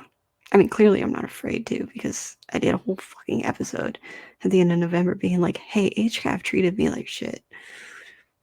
So, yeah. Number 30 from 2015 with 4 stars is The End of the Tour. This is a very feel-good movie. I mean, it's kind of depressing, I'm not gonna lie, but it is feel-good. I don't know.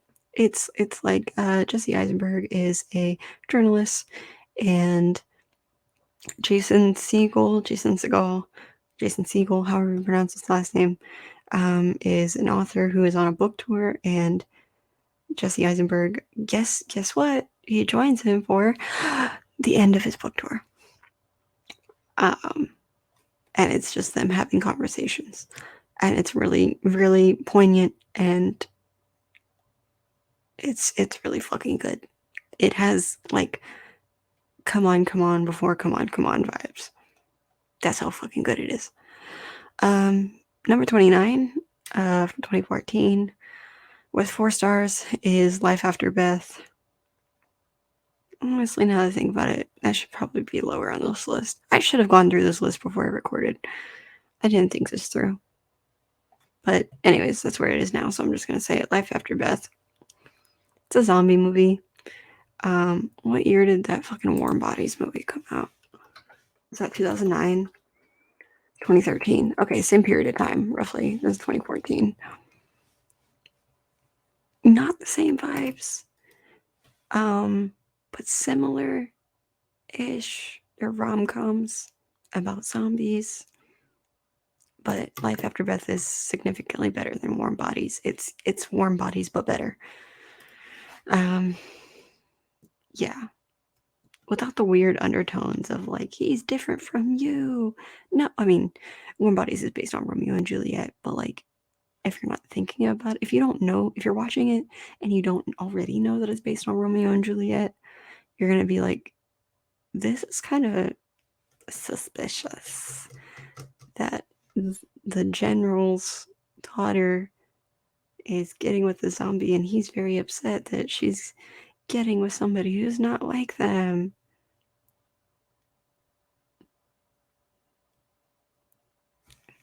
Yeah, it could be interpreted as offensive if you didn't know that it was based on Romeo and Juliet. But yeah, Life After Beth's basically significantly better. It's fun. It's a fun zombie movie. Number 28 from 2017, 4 stars is Good Time. I enjoy this movie a fuck ton. I mean, I struggle with Safdie brothers because they make phenomenal films. but their style kind of shows the hectic, like stressful nature of life. And I am a high stress, high tension person. That's not good for me. That kind of stress in a movie is not good for me. Um, but Good Time is a really fucking good movie. The only thing I really don't like about Good Time is has it draws comparisons to, like, in a way, like, to Of Mice and Men, which is a really fucking ableist and racist book. So that's where I'm like, ugh, oof, you know. But Good Time is really good though. Yeah. Number 2017, not number 2017, number 27 from 2017 with 4 stars is Minash. This one, I don't, I, this is a movie that I wish more people talked about, like Krisha.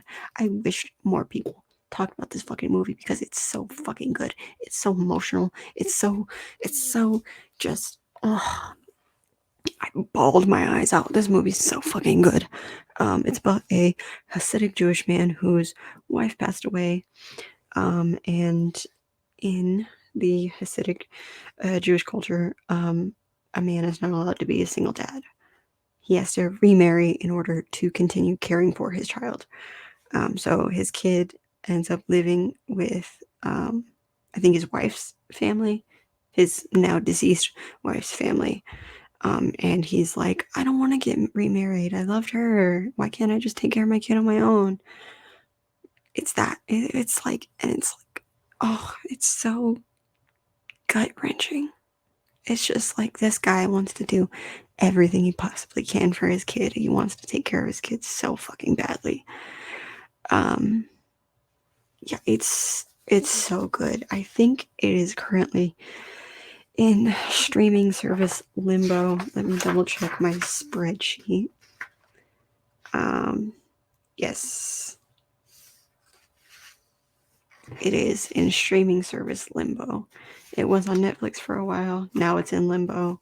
So it's only available to buy or rent currently, but usually when an A24 film goes into limbo, that means it's about to join Showtime. So it either already is on Showtime or it will be soon. Usually that's the trend I've noticed with A24. They have a streaming deal with Showtime, which I like because you get all their movies in one place, well, the majority of them.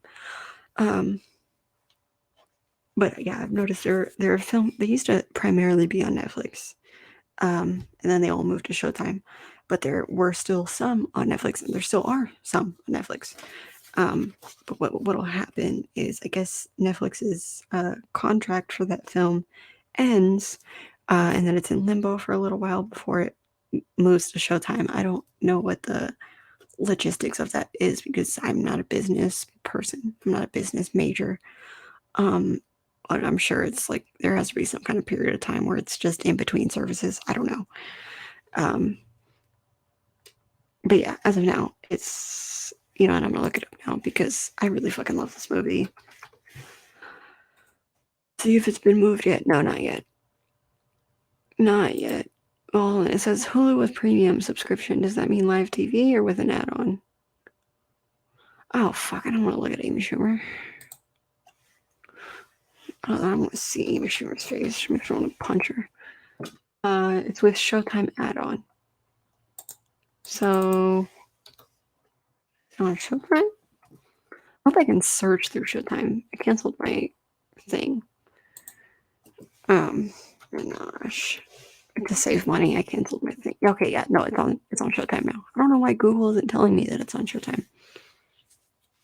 It's not for some reason. But anyways, Minash is on Showtime now. I highly fucking recommend it.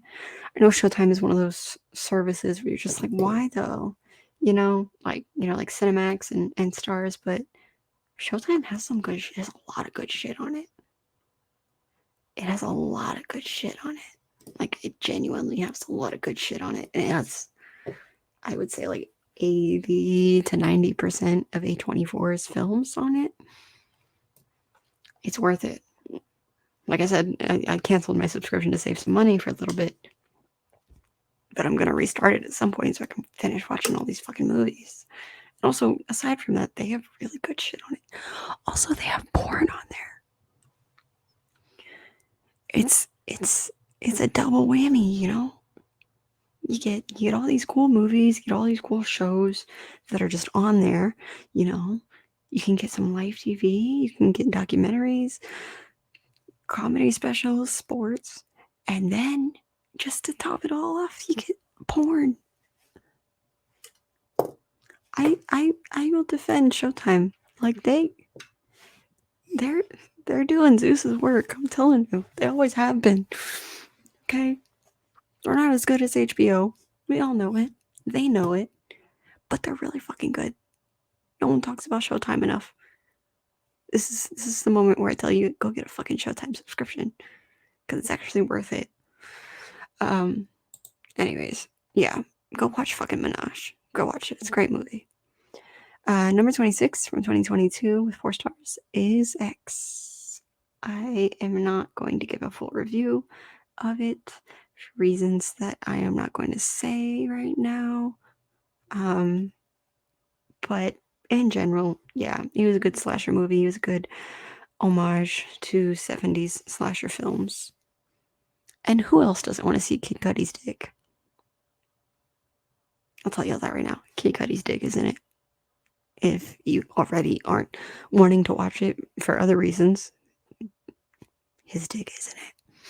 You should go watch it for that movie. For that reason.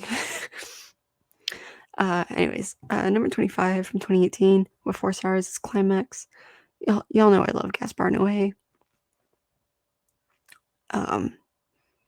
Yeah, I love Climax. I was telling people about Climax on set a couple weeks ago, and I was recommended a movie called Shrooms. So I'm gonna watch that soon because they said it sounded similar to Climax. So, but also go watch Climax. It's a really good movie. And also the opening sequence is just so fucking good. It's a whole vibe. Number 24 from 2019 with 4 stars is First Cow. A lot of people didn't like First Cow. And then I watched it and I was like, what is wrong with y'all? This movie's fantastic. I loved it.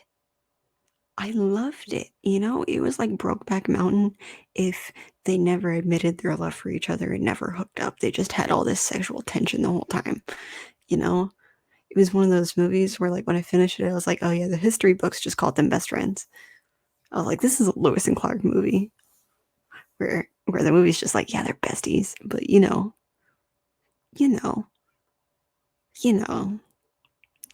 were fucking raw in that tent overnight. You already know. Everyone knows. But that stuff aside, this is a really good fucking movie. I genuinely love First Cow, and I still don't understand why people didn't. Is it because it's about a cow? Is that why you're just like, why make a movie about cow? Why make a movie about cow? Meh, meh, meh, meh. Because why not make a movie about a cow? Fuck you. Enjoy the little things in life. Okay? Yeah. I love First Cow. It is the gay cowboy movie that we have always deserved and needed. I said what I said. It is my favorite gay cowboy movie. I said what I said. All right, fuck you, Sam Elliott. Number 23 from 2021 with 4 stars is After Yang. I just, it's already on Showtime. It just released, but it was released as a Showtime exclusive. So it is already on Showtime. Go fucking watch it. It is depressing. I'll say that much. But it's the only issue I have with this movie is that the chemistry between Colin Farrell and Jodie Turner-Smith is lacking. And that is the only issue I have with this movie. Jodie Turner-Smith and Colin Farrell have no chemistry whatsoever. Like, they gave me more roommates rather than, a married couple. They're playing a married couple. but their chemistry just gives roommates. Roommate you found on Craigslist that you don't really talk to that much. So that's the only issue I have with that movie, though. It's phenomenal. Go fucking watch it. Number 22 from 2017 with 4 stars is The Killing of a Sacred Deer. I fucking love Yorgos Lanthimos. I also fucking love Colin Farrell. I also fucking love Barry Keoghan. Barry Keoghan's one of those people you see him and you know shit's about to go down. Colin Farrell's just a fucking amazing actor. They are the Irish kings of Hollywood. Put some respect on their names. Go fucking watch Killing of a Sacred Deer and then go watch every other Yorgos Lanthimos movie ever. Would I say this is his best movie? No. His best film is The Lobster, which we'll get to. But it's still really fucking good. Yeah, number 21 from 2016 with 4 stars is Swiss Army Man. It's like, you know, they're making the weirdest fucking shit. It's the weirdest shit. And you're like, where the hell did you get this from? Like, where did you get this story from? I don't know why. It's so ridiculous. It's so ridiculous. You know, you're just like, this man is stranded on a deserted island and he sees a dead body that he can use as like a speedboat from farts. Like, it's so fucking ridiculous. It sounds so ridiculous, but it's so fucking good. Like, it's not just a ridiculous story. It's like actually good. It's actually a really good movie. That's the most mind-blowing part about Swiss Army Man is that, like, you know, you read the like description of it and you're like, this is stupid, and then you watch it and you're crying and you're like, oh my god. Yeah, go watch Swiss Army Man. Number 20 from 2015 with 4 stars is The Vivitch, directed by Robert Eggers. One of my kings, Robert Eggers. Need I say more? We love Robert Eggers. We stan Robert Eggers. Okay. I have a tattoo of Black Phillip for this film. Also because of Lucifer, who I enjoy, but and by enjoy I mean like I like Lucifer. I like him. I'm part of the Satanic Temple, and also he's one of my patron deities. So yeah, I have a lot of respect for him. But yeah. Also I just like goats. But yeah, we stand the witch. Number 19 from 2019 with 4 stars is Uncut Gems. Again, I thought I was I thought I was having a panic attack the entire time I watched this. Every time I've watched this. The first time in the theater, I for sure thought I was having a panic attack. Every time I've watched it since, I know what to expect, but I still feel like I'm having a panic attack. It's an amount of stress that I would rather not endure. I just would rather not endure that amount of stress. No matter how good this movie is, this is a movie that I don't need to rewatch for a while because I feel like I'm gonna have a heart attack if I watch it again with the amount of stress that it fills me with. And I know that's the point of it, and that's part of the reason it's so fucking good. But it's an unhealthy amount of stress that, like, despite it being a really good movie, and the fact that the stress factor adds to the reason why it's so good, I'd rather not. Anyways, number 18 from 2015 with 4 stars is Green Room. If you haven't seen Green Room, go fuck yourself. Rest in peace, Anton Yelchin. This is a gem. This is Green Room is a real fucking gem. It's a real fucking gem. Number 17 from 2015 with 4.5 stars is the last film that I watched in my original plan to watch every film in the A24 catalog consecutively is Into the Forest. It has Evan Rachel Wood and Elliot Page. Pre-transition Elliot Page. It's so fucking good. It's not even a horror movie. It's like a apocalyptic movie, which I guess in a sense, apocalypse is horror. But it's like a a thriller drama film.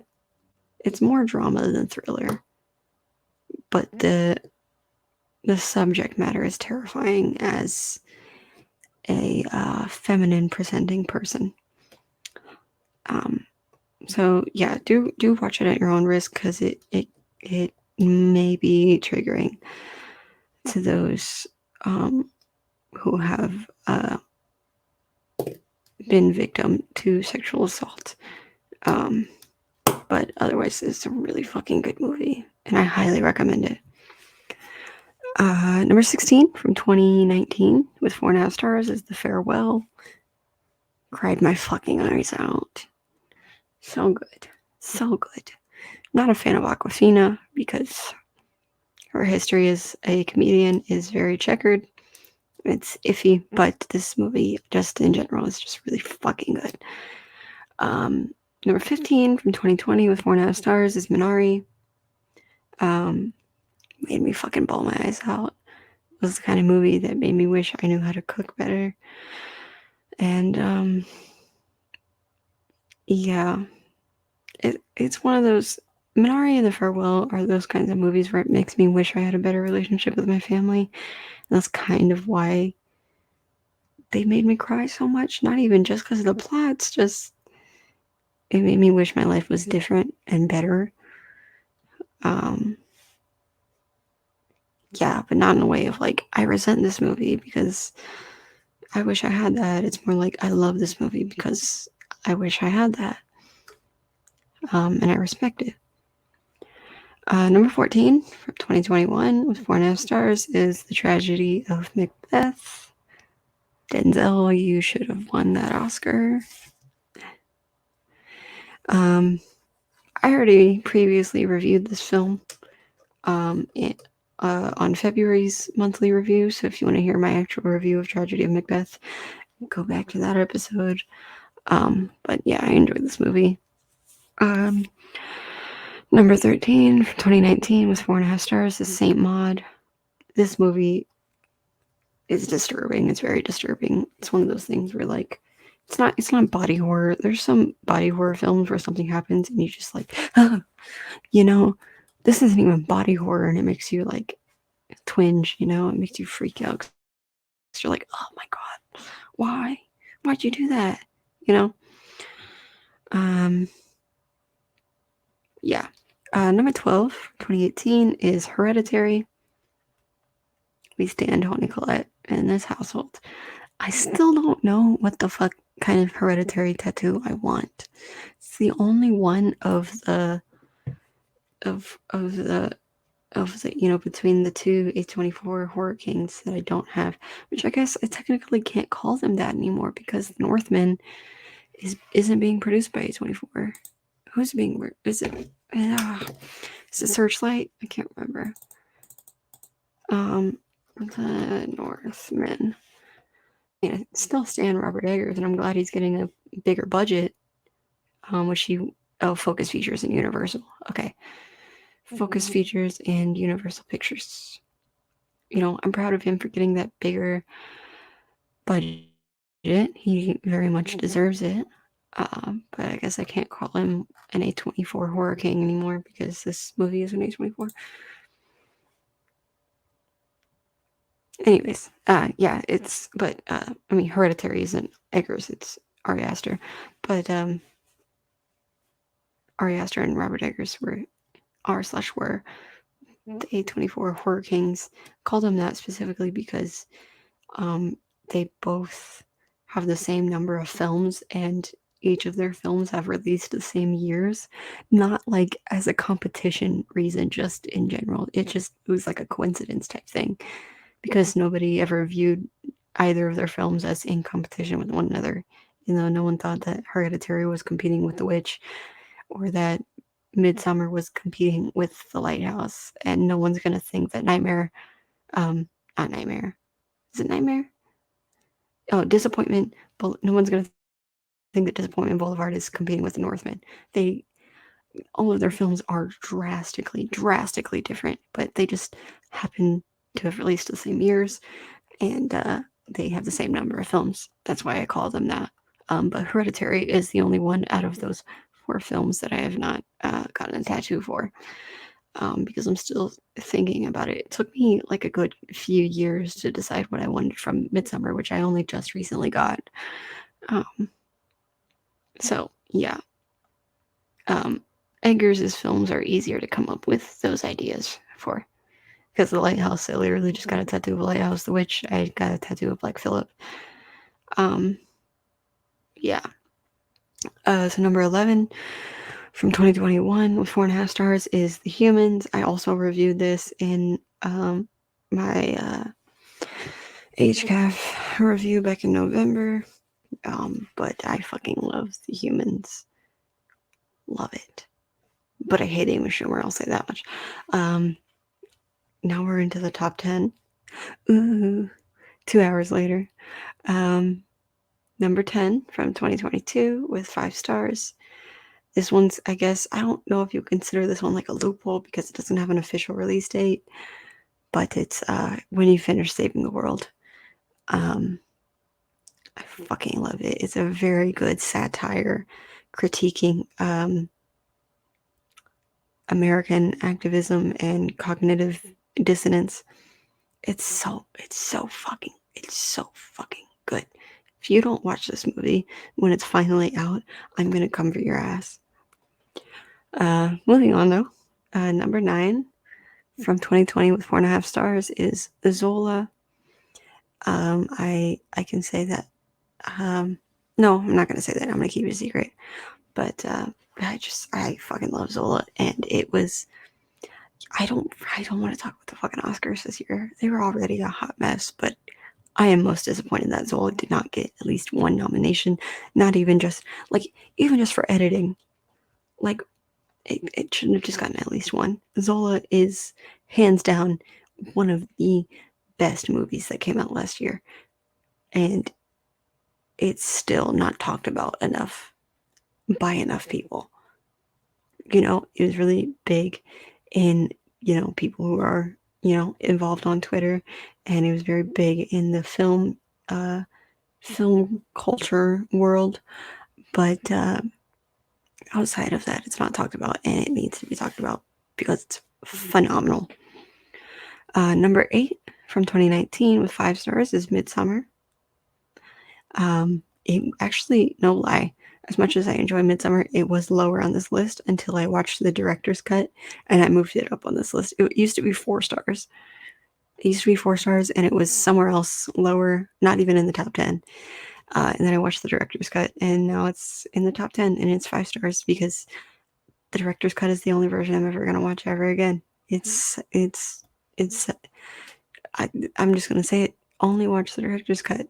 Unfortunately, as of now, the director's cut is only available either to buy or rent on iTunes, only on iTunes, not on Prime Video or Vudu or anywhere else, only on iTunes, or through buying the Blu-ray off of A24's website.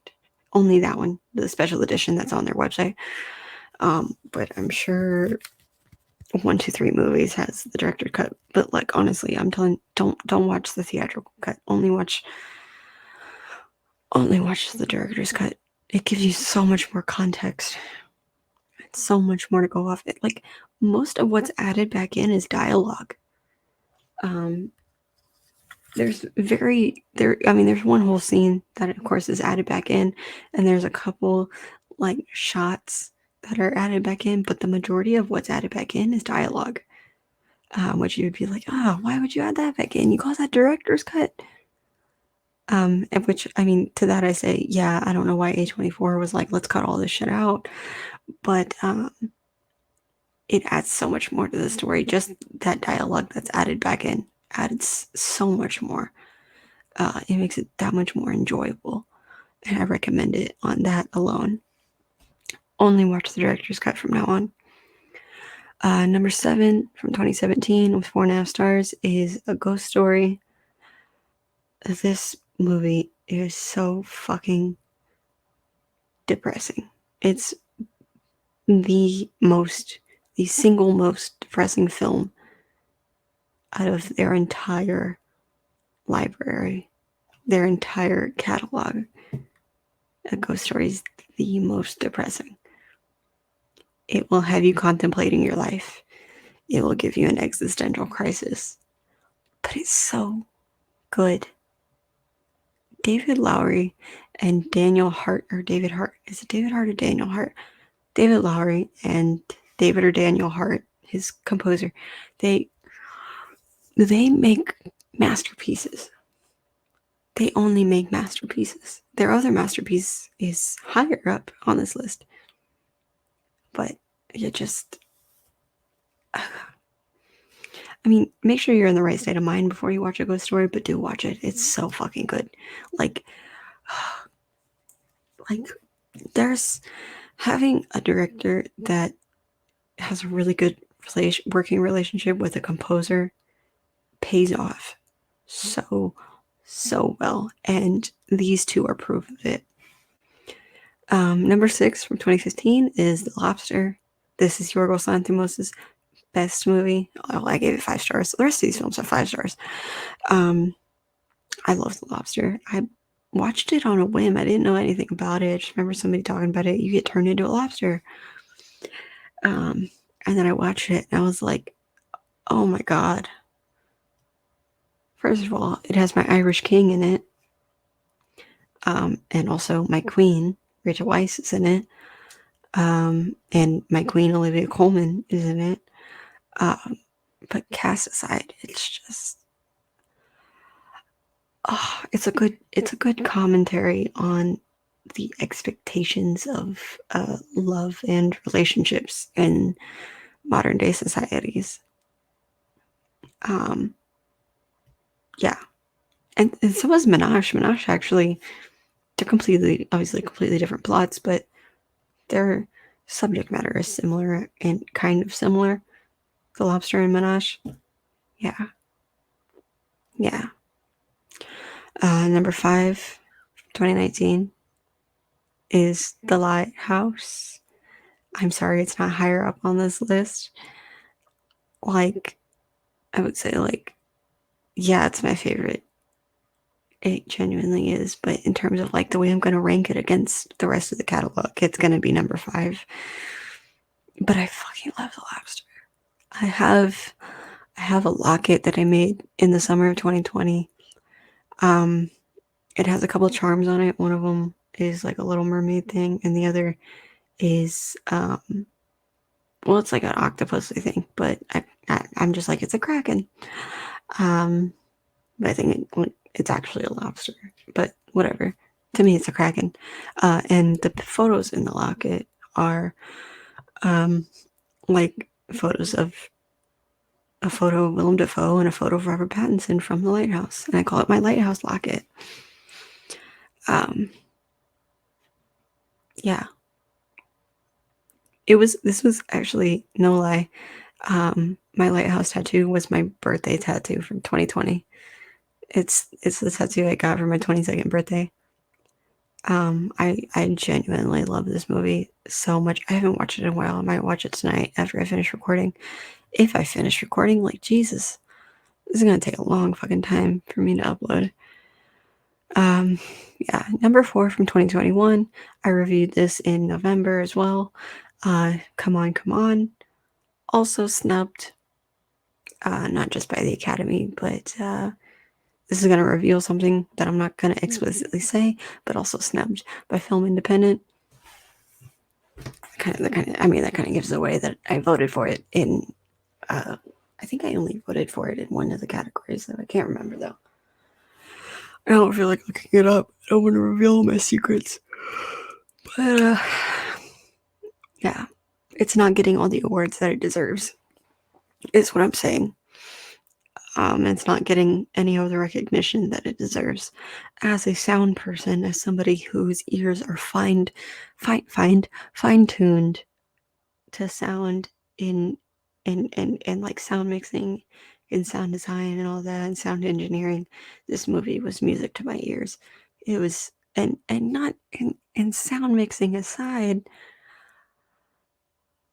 just the story is so heartbreaking. Like I just said earlier in this episode, I fucking hate kids. This movie, like, kind of, I mean, this kid is a little shit, but this movie shows the importance of treating kids like humans, and not like zoo animals. And that's why I like it. Because, obviously I do hate kids, especially when they're little shits, but if I'm going to talk to a kid, I'm going to treat that kid with respect. And I'm going to talk to that kid like a human, not like a animal, not like a dog.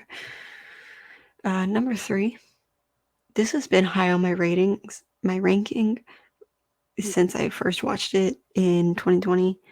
It is 2015's Amy.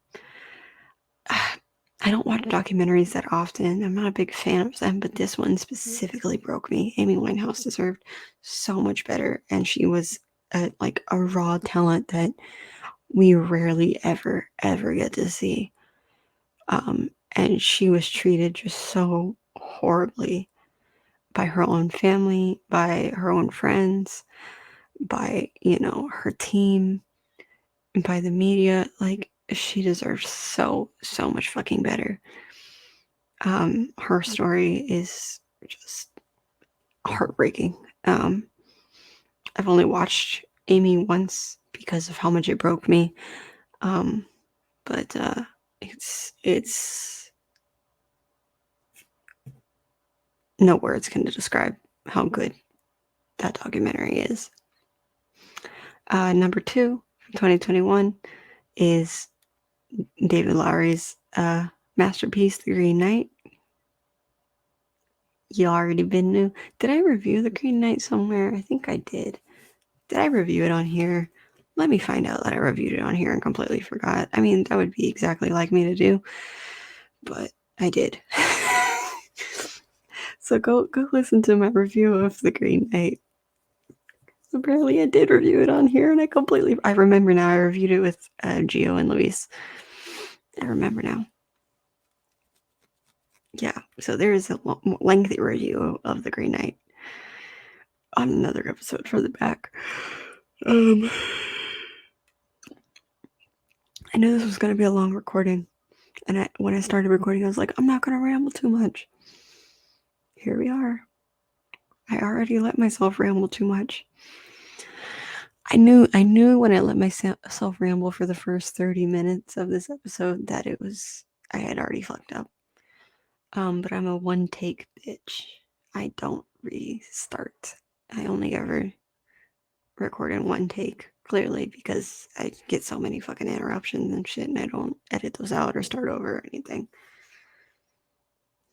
But that's the whole vibe of this podcast. So if you're upset about that, dude, you're way too fucking late. This is episode 51, and you're just now being like, you don't edit. You only do it in one take. You don't restart. If you're upset about it now, like, you're really fucking, you're almost a year too late. Jeez. Anyways, number 1, if you haven't guessed it by now, from 2017, The Florida Project. This is, I don't think Sean Baker will ever fucking top this. The kids were little shits, and I hated them. But, it's a lesson that every movie watcher needs to learn, that the protagonist does not need to be a good person. We kind of learned this early on growing up, that like this idea that protagonist and antagonist is always good guy versus bad guy, and that's not the case. The protagonist is just the main character. The antagonist is the person that is opposing the main character. Doesn't mean that the protagonist is always good. Sometimes it's the other way around. Sometimes they're both good. Sometimes they're both bad. The protagonist literally is just the main character, and the antagonist is literally just a person who is opposing the main character. That's it. So yeah, we get fed this assumption that that's what it is, that it's good guy versus bad guy every single time, and that's not true. The Florida Project is a good example of it. The protagonist is a little shit kid. Like, she's terrible. She's an asshole. She's gonna grow up to be a piece of shit. We're not meant to root for her. You're not always meant to root for the protagonist or the main character. You're not meant to. They're just the main character. We're just seeing their story. And this is why I appreciate Sean Baker, is he shows things as they are. It's kind of showing the real world that, everyone's a piece of shit. And in this world we live in, there's no like good guys, bad guys, good guys, bad guys. People have their heroic moments, yes, but someone who is 100% inherently good is rare. It's possible, but it's extremely rare, especially in America.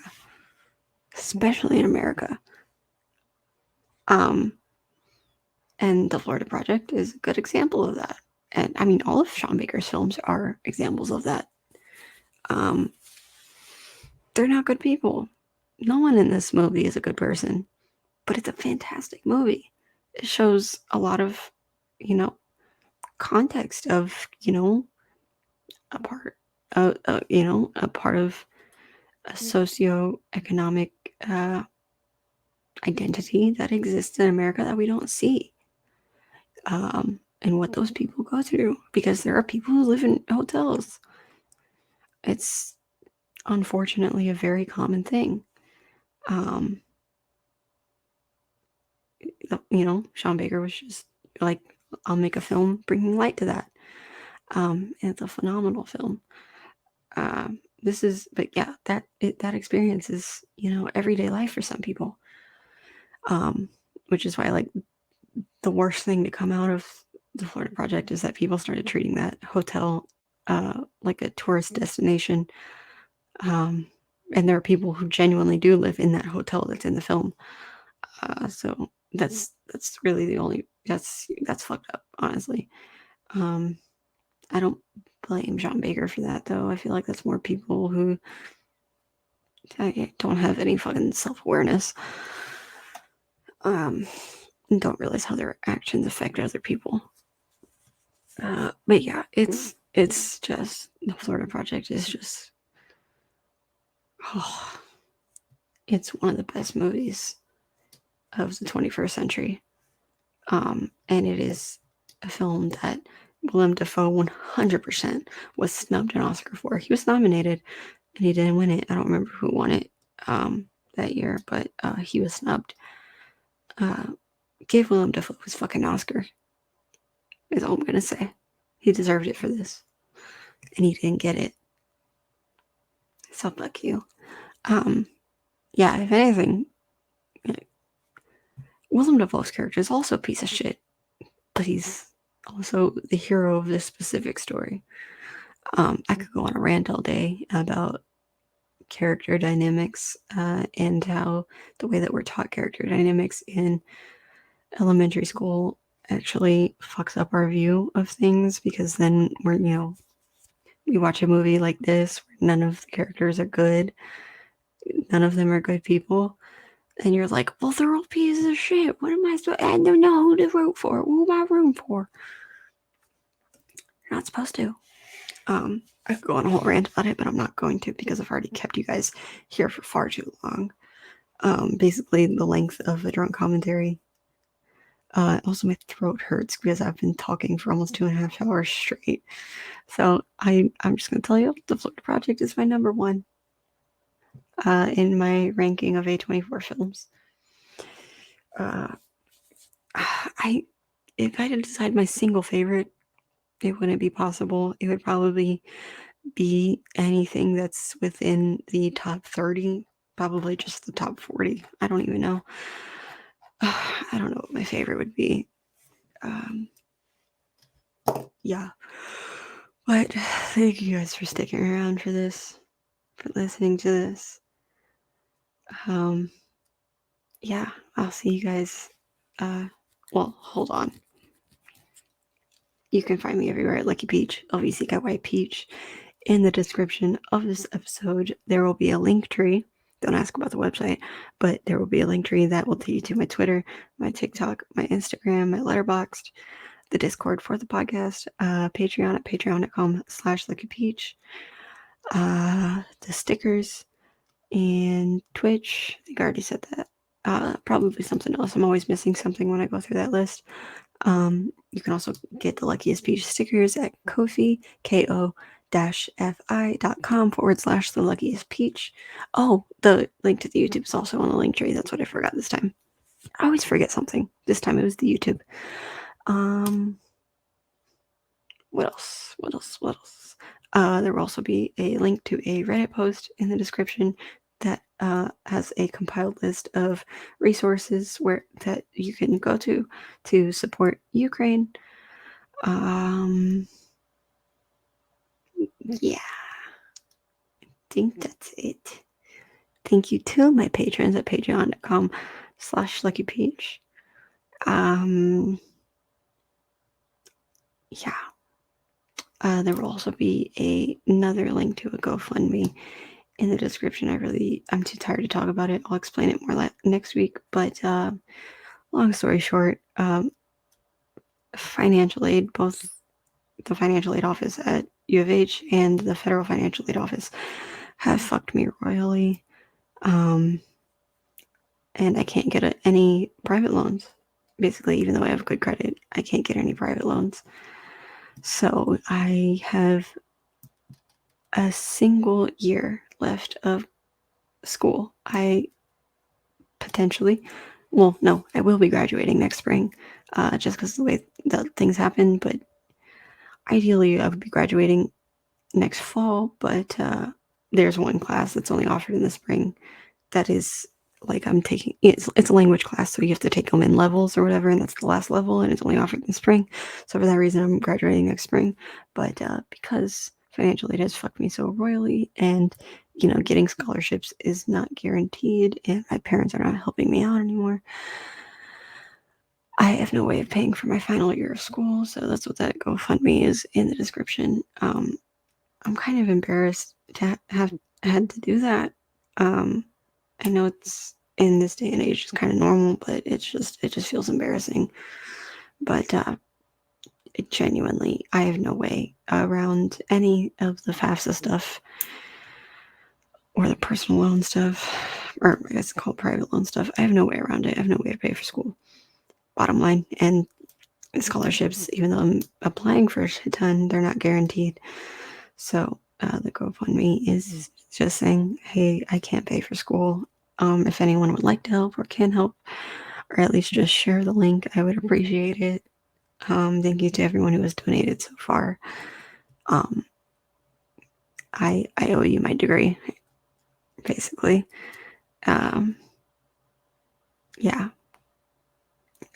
So yeah, that'll be also in the description of the episode. Next week is a new month. So I will see you guys next week for Streaming Wars. We'll go over everything coming out in April. Thank you so much for listening. Stay peachy.